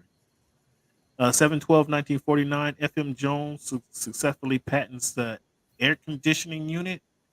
Man, I tell you, bro, can you imagine, bro? I'm down south, bro. I am down in the south, in the belly of the south, bro. I couldn't imagine not having no AC down here. I cannot imagine not having no AC down here. Your parents have to live it down here with no AC, bro. Woo! When they had the big block of ice and the fan blowing the block of ice so they could get the condensation to make that was a way of live, bro. 7/14/1891, John Standard from Newark, New Jersey received a patent for the first refrigerator. 1891. July 4th, 1991, Cleveland, the National Civil Rights Museum officially opened at the Lorraine Motel in Memphis, Tennessee. That was the site of assassination of civil rights leader Martin Luther King. Actually visited that place here a few months back, the Lorraine Motel, which is, as I mentioned, a civil rights studio. They actually now bought the building across the way where the apparent shooter shot from the window he shot from. So you get both looks at where Martin Luther King was, and just right across the street at the boarding house where the guy stayed who shot him. 7/9/1955, Ed E. Frederick Murrow became the first African American to serve in the executive position of the United States President's cabinet in the White House, joining former President Eisenhower's staff as administrative officer for special projects from 1955 to 1961. July 4th, 1910, Jack Johnson became the first black heavyweight champion to successfully defend his title by knocking out the great white hope, Jim Jeffries, who had came out of retirement to win back the title for the white race. Jack Johnson dropped him. Cleveland, 34 years ago, your guy, Mr. Bo Jackson, broke the bat over his head. Snap. Do you remember seeing that? Took the bat and snapped it over his dome. Bo was an amazing athlete, man. I don't know if you remember seeing Bo. Do you remember watching Bo? Yeah, the over the head is kind of a crazy one, but routinely he was breaking him over his knee like it was a toothpick. It was kind of weird. I don't know if you ever picked up a Major League Baseball Cam. You're gonna break your leg before you break the bat. It's solid wood, but Bo, that's Bo. From Auburn, went to Auburn, Alabama, by the way. So Cleveland, Vladimir Guerrero Jr. wins the home run contest, become the first father-son duo to win the contest. But was that the best part of the home run derby? The eventual outcome and winner was not the most exciting part. The most exciting part was Julio Rodriguez hitting the 41 homers. It was quite spectacular. amazing to watch. It's just certainly a fatigue factor is associated with doing that. So but the 41 was more exciting to watch than probably the eventual outcome. Yeah. But he did that. He did the same last year. He did the same thing. He jumped out, had a big lead in the first round of the thing, and got fatigued again. He didn't hit 41 last year. Would he hit 35 or something like that last year, and then got fatigued again? So this is something he needs to work on. I don't know if you can really work on just the bat speed and how quickly you can hit him. So that kind of leads me. You said that was the most exciting thing. So good to hear you. But what about Rochman going switch hitting on a guy? Well, that was quite impressive as well. The catcher with his dad throwing to him, Pacific Northwest native, after the break, kind of turn around and switching it up. You kind of wonder if he had made that switch a little earlier, it would have, maybe led to more home runs. But yeah, that was impressive. They asked him, that part I did see. They asked him, like, what do you think about the number you put up, 27? He's like, yeah, that's pretty comfortable. Dude comes up with a Luis Roberts right after that and smacks 28. That was it. That was easy. That was an easy 28. That was like with ease he did that. So Cleveland, should they wait for the ball to land before they hit the other ball's pitched? Because I think that led to the fatigue. Like Rodriguez was just swing after swing after swing after swing. They were like, there was no little rest in between. You follow what I'm saying? I think it would definitely. It's going to extend. It's going to extend the competition. Extend the derby. I mean, I think the only other solution to the fatigue is to have a 2-round like collective score, as opposed to just like, have them take the highest score after 2 rounds and move on. Yeah, I think that sounds like fair. More like they do in the dunk contest. You got here, what do you do in dunk 1, dunk 2? Kind of combine your scores. I think that's a fair way to go. But I think if they wait for the ball to land, like they seem like they're just trying to jam more pitches in 3 minutes or whatever. I don't know. That's going to cause fatigue because you don't swing like that. You're not doing that. Are you doing that in batting practice? You're not even doing that in batting practice. You in batting practice, you swing. Okay, 1, 2, 3. Okay, swing again. 1, 2, 3. Here, you're swing. Like that's, I won't say unnatural. Is not the word. It's very unnatural. But I mean, once those guys got locked into their groove, it was kind of amazing to watch. But it's not like. It's not like the pitcher's trying to strike him out. He's throwing small balls. He's lofting it up there for him. But it's also not like they're not hitting the ball 400 feet like every time. Cleveland, shouldn't they be doing it when the guy's lobbing the ball to him? Shouldn't they be knocking them out the park? These are MLB players, right? These are professional sluggers. Like they should be. These are the guys that are in the derby, and you see what they were doing. Cleveland. The regular players, yeah. What do you think that the results would have been? They're professional baseball players. They should. Okay, well, don't give them credit for hitting 41 home runs in 3 minutes. No, I said I'm giving them credit, but I'm just saying they should. That's what they should be doing. They're this is actually extraordinary. This is actually above what you should be doing. I don't know, which is the part that you're not quite understanding. If the pitcher were trying to strike him out, that would be extraordinary. That they're knocking him out the park, but they're lobbing him up to him. I mean, they're giving them. All right, well, you're acting like anyone could do that, and that's not the truth. Again, these are home run hitters, right? I'm sorry. Or they should be because they're lobbing right. to them. They're locked, right? Yeah. Right. Yeah. When you have Mookie Betts, who's not a home run hitter, you see what happens, right? Mookie Betts is leading the National League in home runs. Again, is Mookie Betts? You're not confusing him for a home run hitter, right? You're not confusing. He's not breaking Rogers Mayor's record, is he? You just said that's my point.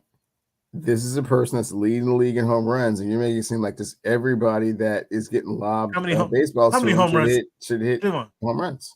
When they're throwing meatballs to him, yes, you should be hitting home runs. But Mookie Betts just did it. What is use this as a teachable moment in your evolution of the baseball game? Yeah, it's not that easy to hit home runs. Okay. But when they're lobbing them to you, even when they're lobbing them to you, it's not that easy to hit the ball 400 feet. I don't know. What was your? I'll ask you this question: is the home run derby more entertaining than the dunk contest? No. Wow, this is coming from a starch baseball fan. It's not, huh? Interesting. No. I have to argue with you on this one. What was, before I get to your takeaways from the All-Star moment, what was your favorite major league, your favorite moment in All-Star moment? What was your favorite moment? I think in here, again, you know, my affinity for Major League Baseball is almost nil. But what I did like before the interleague play is I thought that made the MLB All-Star game unique before interleague play, is you didn't see these guys play each other, right? You didn't see, I can just think, Roger Clemens playing against, I can't even remember who was in the National League, or I can't remember whoever was in the National League come up to bat. But you didn't see the guys play against each other. Was it Smith? Ozzie Smith from St. Louis. You didn't see him play against Roger Clemens. You didn't see him pitch. That was unless they made it to the World Series, that was the only time you're going to see Ozzie Smith hit against Roger Clemens or whoever that American League baseball player was. You follow what I'm saying? Okay. That was the only time. That was the only time you're going to see that, unless they made it to the World Series. That made that moment more unique to me. What I used to really enjoy, I'm just not a huge baseball fan, but I thought their introduction to the players was always, it was different. It was not like baseball where they call out the 10 players and then you throw the ball up and you go play. It wasn't like the NFL where they call out the offensive side of the ball and the other team's offensive side of the ball. You kick off, you go play. They call out each and every one of these stars, and again, because you did not. That's why I think made to me, in my opinion. And again, it's the interleague play shit started when in the 90s. That's how far my kind of thinking goes. That's what made Major League Baseball All-Star game special, was that you didn't see these players play against each other all season long unless they made it to the World Series. So that was kind of, I don't have a other than, I really don't have an All-Star moment that I can really pinpoint. I don't have an All-Star moment that I can really pinpoint other than my man who threw the dude out from left field at the Kingdom. Was that? That was Dave Parker. Other than that throw was just like, what? Did he have a I mean, it's shit. Even what you call it, a pitching machine couldn't throw the ball that far on target. Like, damn, like, dog. What? like other than seeing that, like, and we see it year after year after year. Like, I don't really have a favorite All-Star moment that I can point to. What was your All-Star moment? Like, I just say my moments from All-Star game was either the introduction and that the uniqueness of seeing these guys who do not play against each other all season long made that unique. What was your moment? Do you have a favorite All-Star moment? I think that probably the funniest one is when John Kruk was standing in there facing Randy Johnson, and then he got the high heat. Yeah, he got the reach on by eye. his ear. It's like, yeah, I don't think I want any more of that, and just kind of meekly waved and said, "All right, that was cool," and went back to the dugout. Yeah, that was kind of funny, actually. Cal Ripken hitting the home run in his final, All-Star appearance. That was, kind of historic. Yeah, that's about all I got. Yeah, shit. 1997 when they started interleague play. I mean, I tell you, I don't have a lot of specific memories from the All-Star game. So what was your takeaway from last night's game, if anything? I thought the city, turned out quite nicely.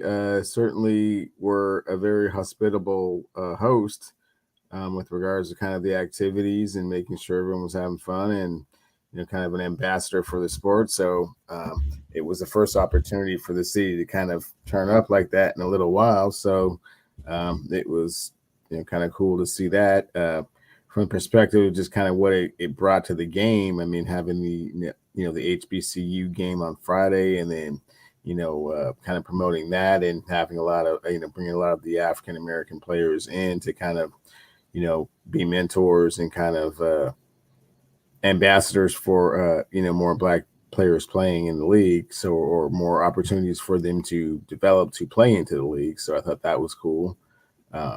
Certainly thought that, the celebrity game, kind of brings value to kind of one of the things that I saw is that they made a very conscious effort to bring all of the Mariners All-Stars back to kind of represent the team in the city and just how much the city appreciated their efforts and thought it was quite interesting. The Shohei Ohtani, chance, want you in Seattle. I was gonna get to some of that tampering. I was gonna get to some of that tampering there. Was that tampering by the Mariners fans? It's not tampering if the fans do it. It's not tampering if the fans do it.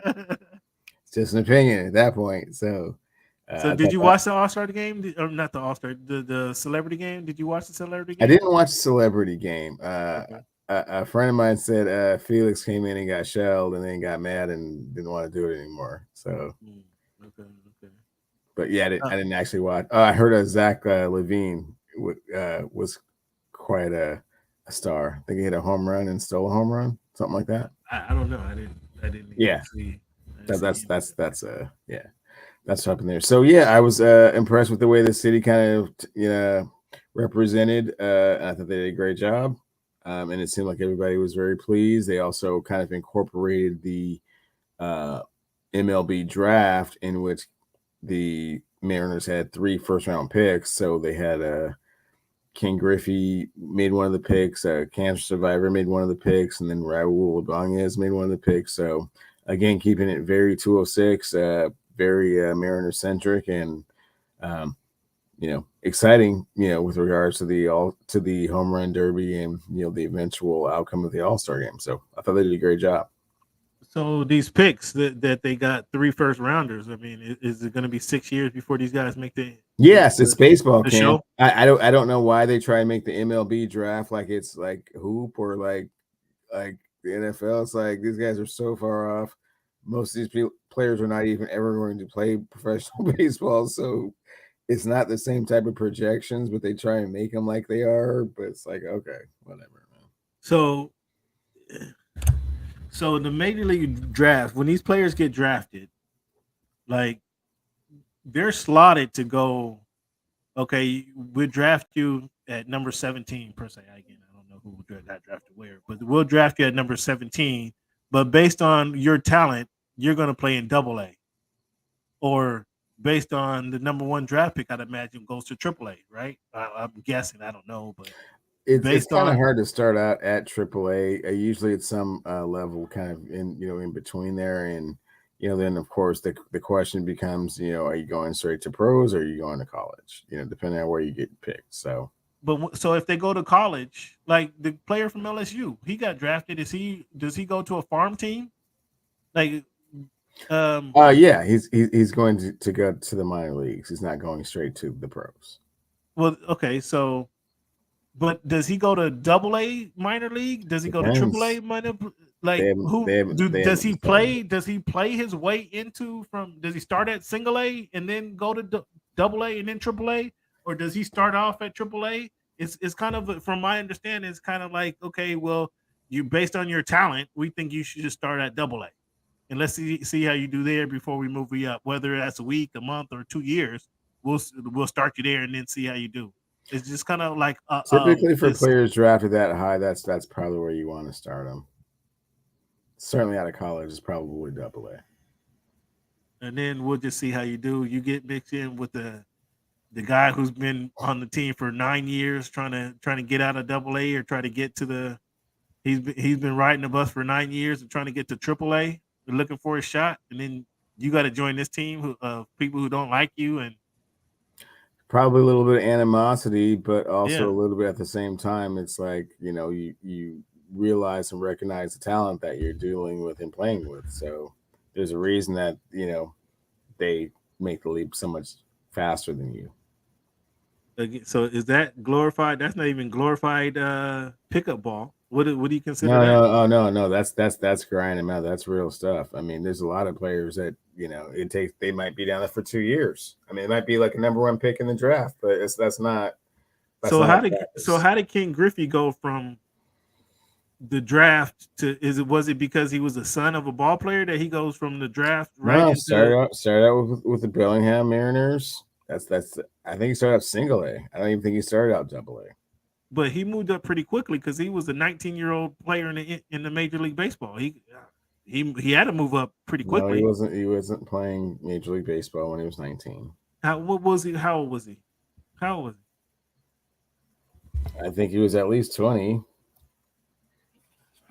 I mean, I'm just saying he had to move because everything he was doing was the first youngest player to do this. We're talking about a Hall of Fame. You're talking about like a player. I understand. I'm just saying. I mean, that's what I'm saying. You're talking about a player that's like the highest percentage of first place votes to get into the Hall of Fame. Again, he had to start off. That's what I'm saying. I'm comparing him to some. I'm comparing him. I'm just trying to talk about the path and how different the path is for these players. Yeah. Where did he start? So they'll probably start. I mean, if they're overachievers, they'll start out double A. If not, they might start out single A and got to work your way up. Takes a couple years, unless you're a legend or a legend's son. So explain to me.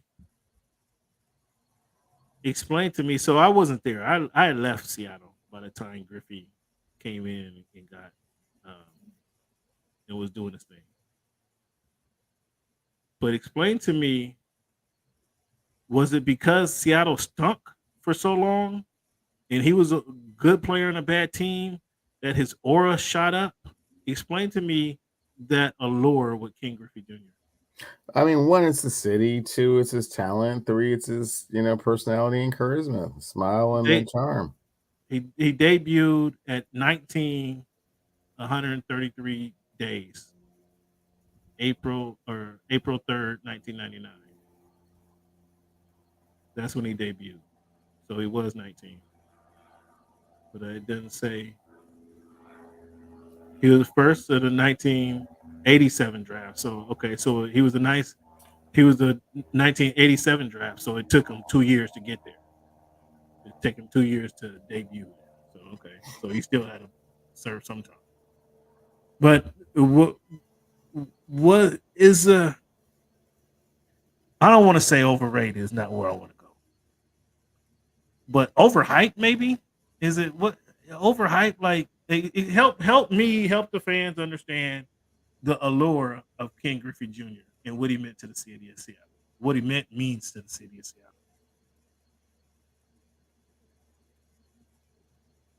Are you speechless? Ken Griffey Jr. is on the All-Century team.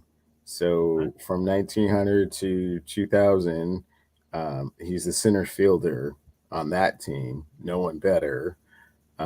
He's in the Hall of Fame. He's got 10 Gold Gloves. I guess what is the allure? What what draws people to King Griffey Jr. with regards to like his accolades or his talent. He's won MVPs of the league. The only thing he hasn't done is won a World Series. Yeah, he's won and MVP. Seattle is one of those cities that if you 13th-time All-Star, are 3-time home run indoctrinated derby champion. into the culture at a young age, and you're one of us, then definitely you always have a special place in our hearts. 7 silver slugger, All-Star MVP, MLB Player of the Year, MVP, Hall of Famer. Yeah, I mean, I'm just wondering. I'm just asking a question out here, just throwing it out there. Before I know it's ticking you off over there, I can see the steam coming out of your ears. I'm just asking a legitimate question. Can we ask questions on the show? Yeah, I mean, Isn't this the voice of the fans? If there's a mystery as to why King Griffey is so beloved in Seattle, I mean, no, I'm just beloved by baseball, all over.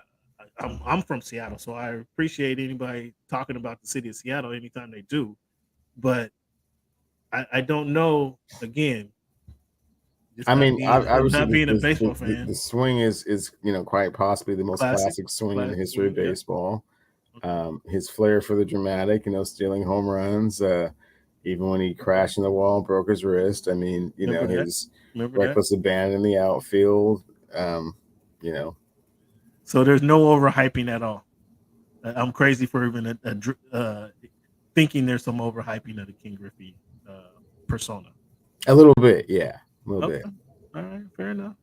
Just wanted to touch on that because again, with it being in Seattle all weekend long, it's King Griffey. He's the only one. I'm like, well, the Mariners stunk, man. They won 1 year. Like for one of his 13 years that they had a decent season. Like that's what it comes down to me. That's what it comes down. Cleveland. So you say it was not tampering when the fans are chanting, "Come play here, come play for us, come play for us." Want you in Seattle? Yeah, no, not tampering. Okay. So Megan Rapinoe, Cleveland. You want to talk about Megan Rapinoe or Chris Eubanks? Which one you want to dig into first? Being I'm a tennis player, I'd rather talk about Eubanks. I mean, his run ends at the Wimbledon quarterfinals. And my question for you is, will we hear from Eubanks again? I think he can possibly get to the quarterfinals of the U.S. Open. There's a chance. Now, is that on talent? Is that because the field? Is that why do you say the quarterfinals? Because of his serve, I think the surface favors him, and I think he's certainly gained a lot of confidence from this Wimbledon experience. And obviously we'll see how the draw shakes out, but I think he feels like he can play with pretty much anybody at this point. But I don't know if you heard what he said after his loss today. He said, I was feeling good up until last night. When I woke up this morning, it actually hit me that I'm playing in the quarterfinals of the Wimbledon right now, and I couldn't get that out of my mind. That like the pressure kind of set in right there. Yeah. I mean, what I've seen from the kid is he's long, he's rangy. There were some balls that looked like that he could have got to, if he gave 100% effort. And I don't want to say that he was slacking out there, but it looked like if he stretched himself out, I'm not a tennis player, but it looked like there was a few balls. He let a few balls past him that if he was long and rangy. If you go ahead and almost die for it, you should be able to get to a couple of them balls. But, obviously he knows better. But he was tricky at the net. Though. That's was something I saw. Like the ball's coming at him pretty fast, and he just tapped it. Like, no, I'm not gonna hit it back. I'm just gonna tap it over the net and make you look silly. I thought that was a slick move. Did you see a couple of those shots that surprised you, or is that surprising how he had that control of the racket? I guess. No, he's a serve and volleyer, so that's a big part of his game. He has a natural touch around the net. Yeah, around the net. That was kind of. I thought that was kind of sneaky right there, because you might expect this young cat to just show. That was my problem with tennis. I didn't know how to dial it back. I mean, like you got to be able to control it a little bit. I was trying to hit the hit the green off the ball every time, and there was times where you just don't need to hit the green off the ball, right? You just need to get it over the net. So you have to know when and where to do that. But Megan Rapinoe finally retires. How do you think her retiring, being one of the leaders of the women's Team USA soccer? How do you expect this to impact women's soccer, the U.S. women's soccer team specifically, or does it? Do you think there have enough good women coming after her that it really doesn't impact it very much? I mean, it might take a step back for a moment, but I think it's good for women's soccer that, she's not casting that, big shadow over everyone, and they can all kind of get into their own space and do their own thing and make their own legacy. Well, you think she was casting a shadow over the rest of the team, huh? Interesting. Interesting. What are your thoughts on what she had to say about transgender women playing on Team USA? Didn't hear what her thoughts were on that. She actually supported it. Said she would support transgender women playing on Team USA. Yeah, it's tough at that. It's at that level of competition. I don't know. I'm not trying to be politically incorrect, but it seems like it is a little bit more of an advantage per se. But we haven't touched on that, Cleveland, at all. Like transgender women playing women's sports at all. We've never tackled that topic. What are your thoughts on that? Just not only in track, and shit in boxing and swimming, like transgender women competing with women's natural birth women. What are your thoughts on that at all? I think genetically it's somewhat of an unfair advantage that transgender athletes have. I don't want to say that I am so completely versed in understanding every aspect of it, but that in and of itself is, but you understand it's men feels like an unfair advantage. Yeah, it's men, right? Transgender women are men claiming to be women, right? Right. They were born men, whether they transitioned into transition. Yeah, either way, yeah, they're born men, and they're claiming to be women or being acknowledged as women, want to be acknowledged as women. That's an unfair advantage. Period. There's no question about that. What verse do you need to? What books do you need to read to understand that that's an unfair advantage? So, I mean, there's a flip side of the argument. I mean, what's the flip side? What was it? What was the argument that the soccer player came up with regards to why she supports it? No, she just said she supports it. Oh, that was her. The question was asked. Do you support? But the question was never asked whether she felt it was an unfair advantage. No, I don't think that question was asked. At least I didn't see that response. And Martina Navratilova, who is a woman competing at the highest level, was like, "Yikes! Are you serious?" Like, and we know with some people that Martina, or we now know that Martina did go the other way. So clearly, for her to respond that way, I think says a lot about the situation. But that is a definite disadvantage, or that is a definite advantage that they inherently have. I guarantee there's no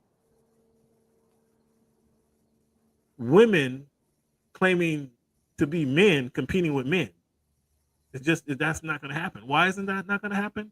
Because of the generational, it's a genetic difference, right? There's a genetic advantage that men have over women playing most sports. And I'm not the authority on all things sports,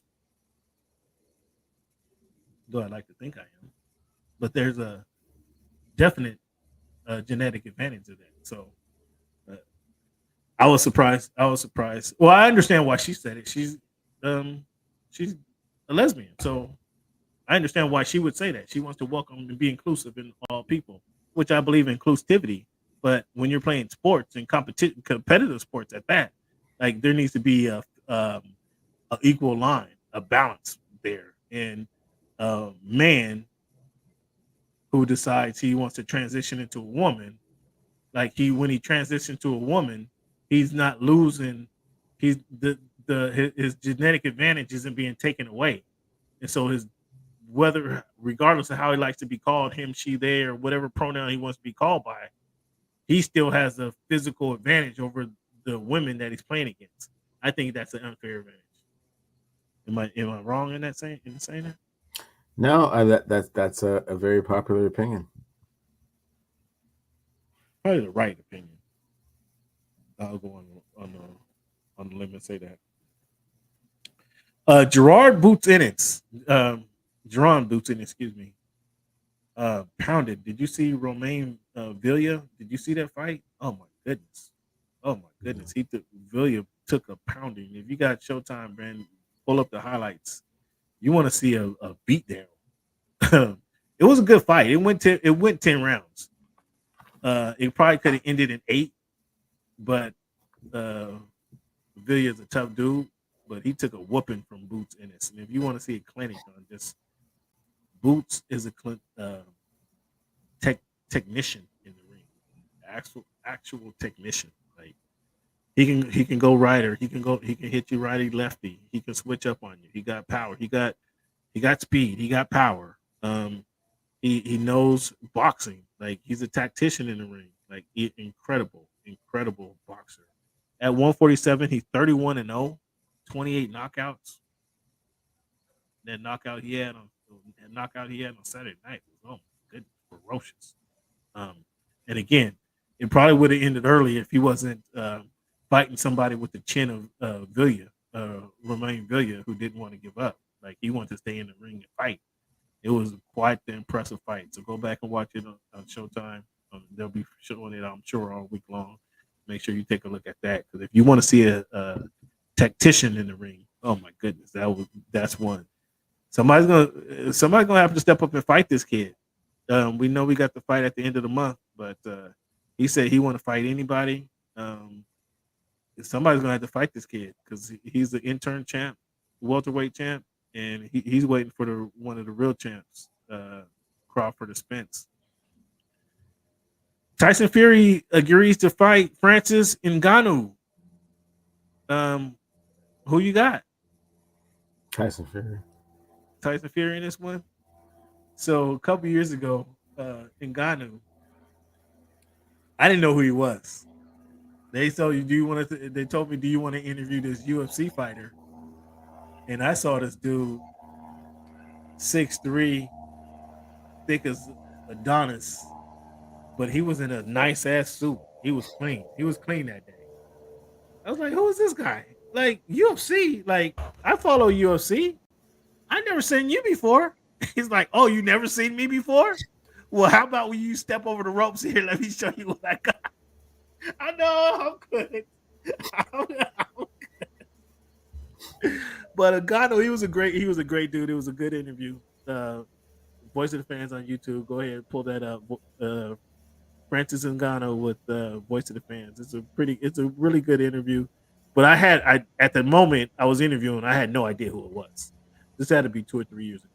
And but he was a cool dude, a sharp dresser.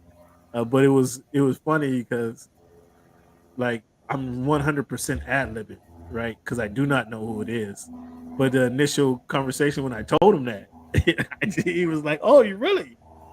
So let me show you what I got then. Let me show you why I'm the champion." I was like, "Nah, I'm good, dog. I'm working right now. I don't got time to mess around with you." But that was pretty funny. Something that's not so funny, man. Cleveland is hazing with the football team on these football teams in Northwestern specifically. First, they try to suspend the coach on a Friday night. Then more reports come out that the coach either knew what was happening or had a chance to stop what was happening. As the player transfer reporter, here goes the transfer reporter working again.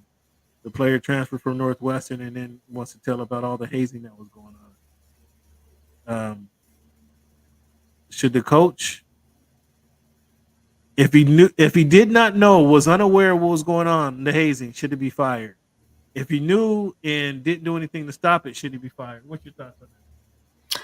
Yeah, on both accords, you're supposed to know what's going on in your program, and if you knew, for most definitely, you're drifting into that Joe Paterno type area where you know what's going on, you don't say anything. Yeah, you got it. But there's like 75 kids on the team. Are you supposed to know everything these 75 kids are into? Like, you could set the standard. You could tell, hey, look, dude, we don't do this or that, and here are the rules of the team. Yeah, I mean, for certain things, yeah, for certain activities, for sure, Cam. But when they go to the Friday night frat party, is the coach responsible for what these kids do at the frat party? Yes.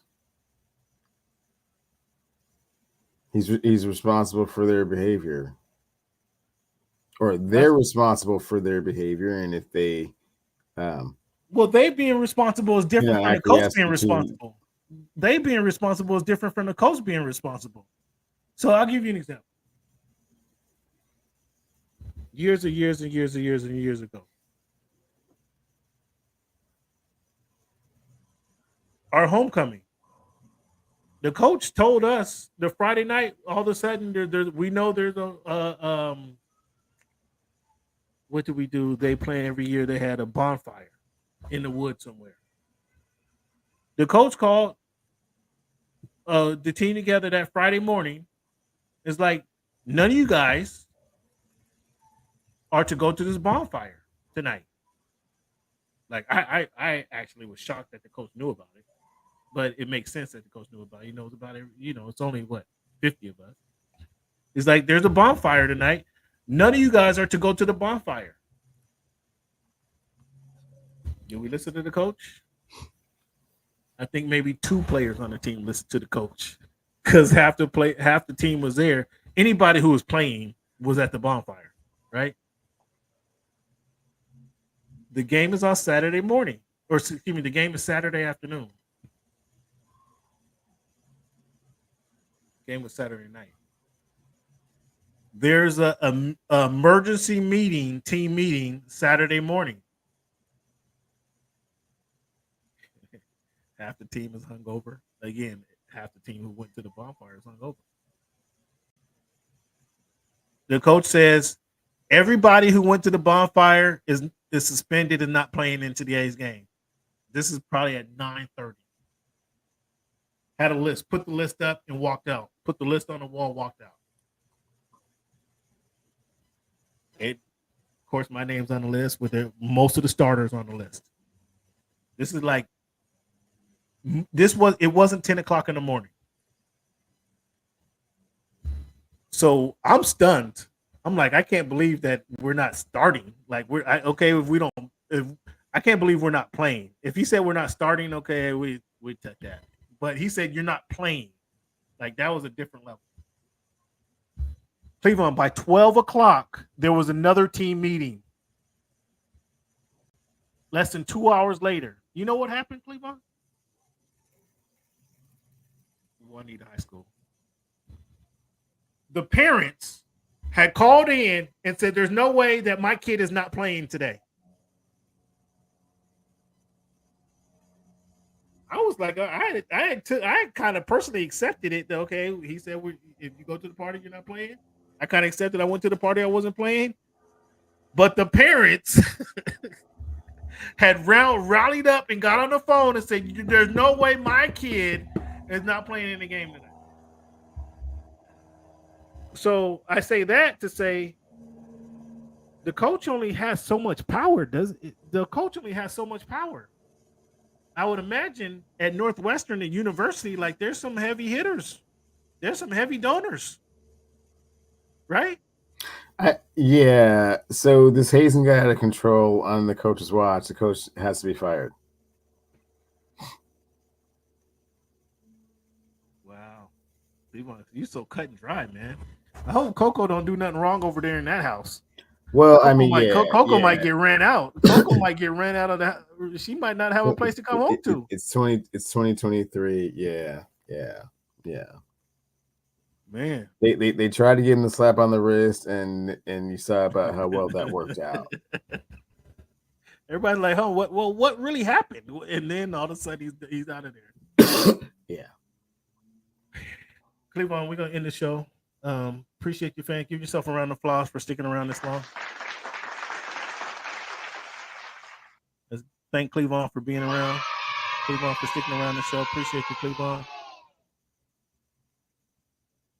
We're gonna end it like we always do with the quote. The measure of a person's growth is not determined by their size of their accomplishments, but by the size of their vision. Let me read that again, Cleveland. The measure of a person's growth is not determined by the size of their accomplishments, but by the size of their vision. This is from Unknown. What do you think about that one, Cleveland? Have a vision, fans. Have a vision for what you want to do, what you want to be in life, and go after that vision. Nobody can stop you but you. Thank you guys for tuning in to the Voice of the Fans podcast. Really appreciate it. Give yourself a round of applause again. Hit us up during the week if you got anything you want to talk about. Hit us up at _ Voice of the Fans, at _ Voice of the Fans on Twitter. You want to be a part of the show, let us know. And as always, fans, thank you for making our voice your choice.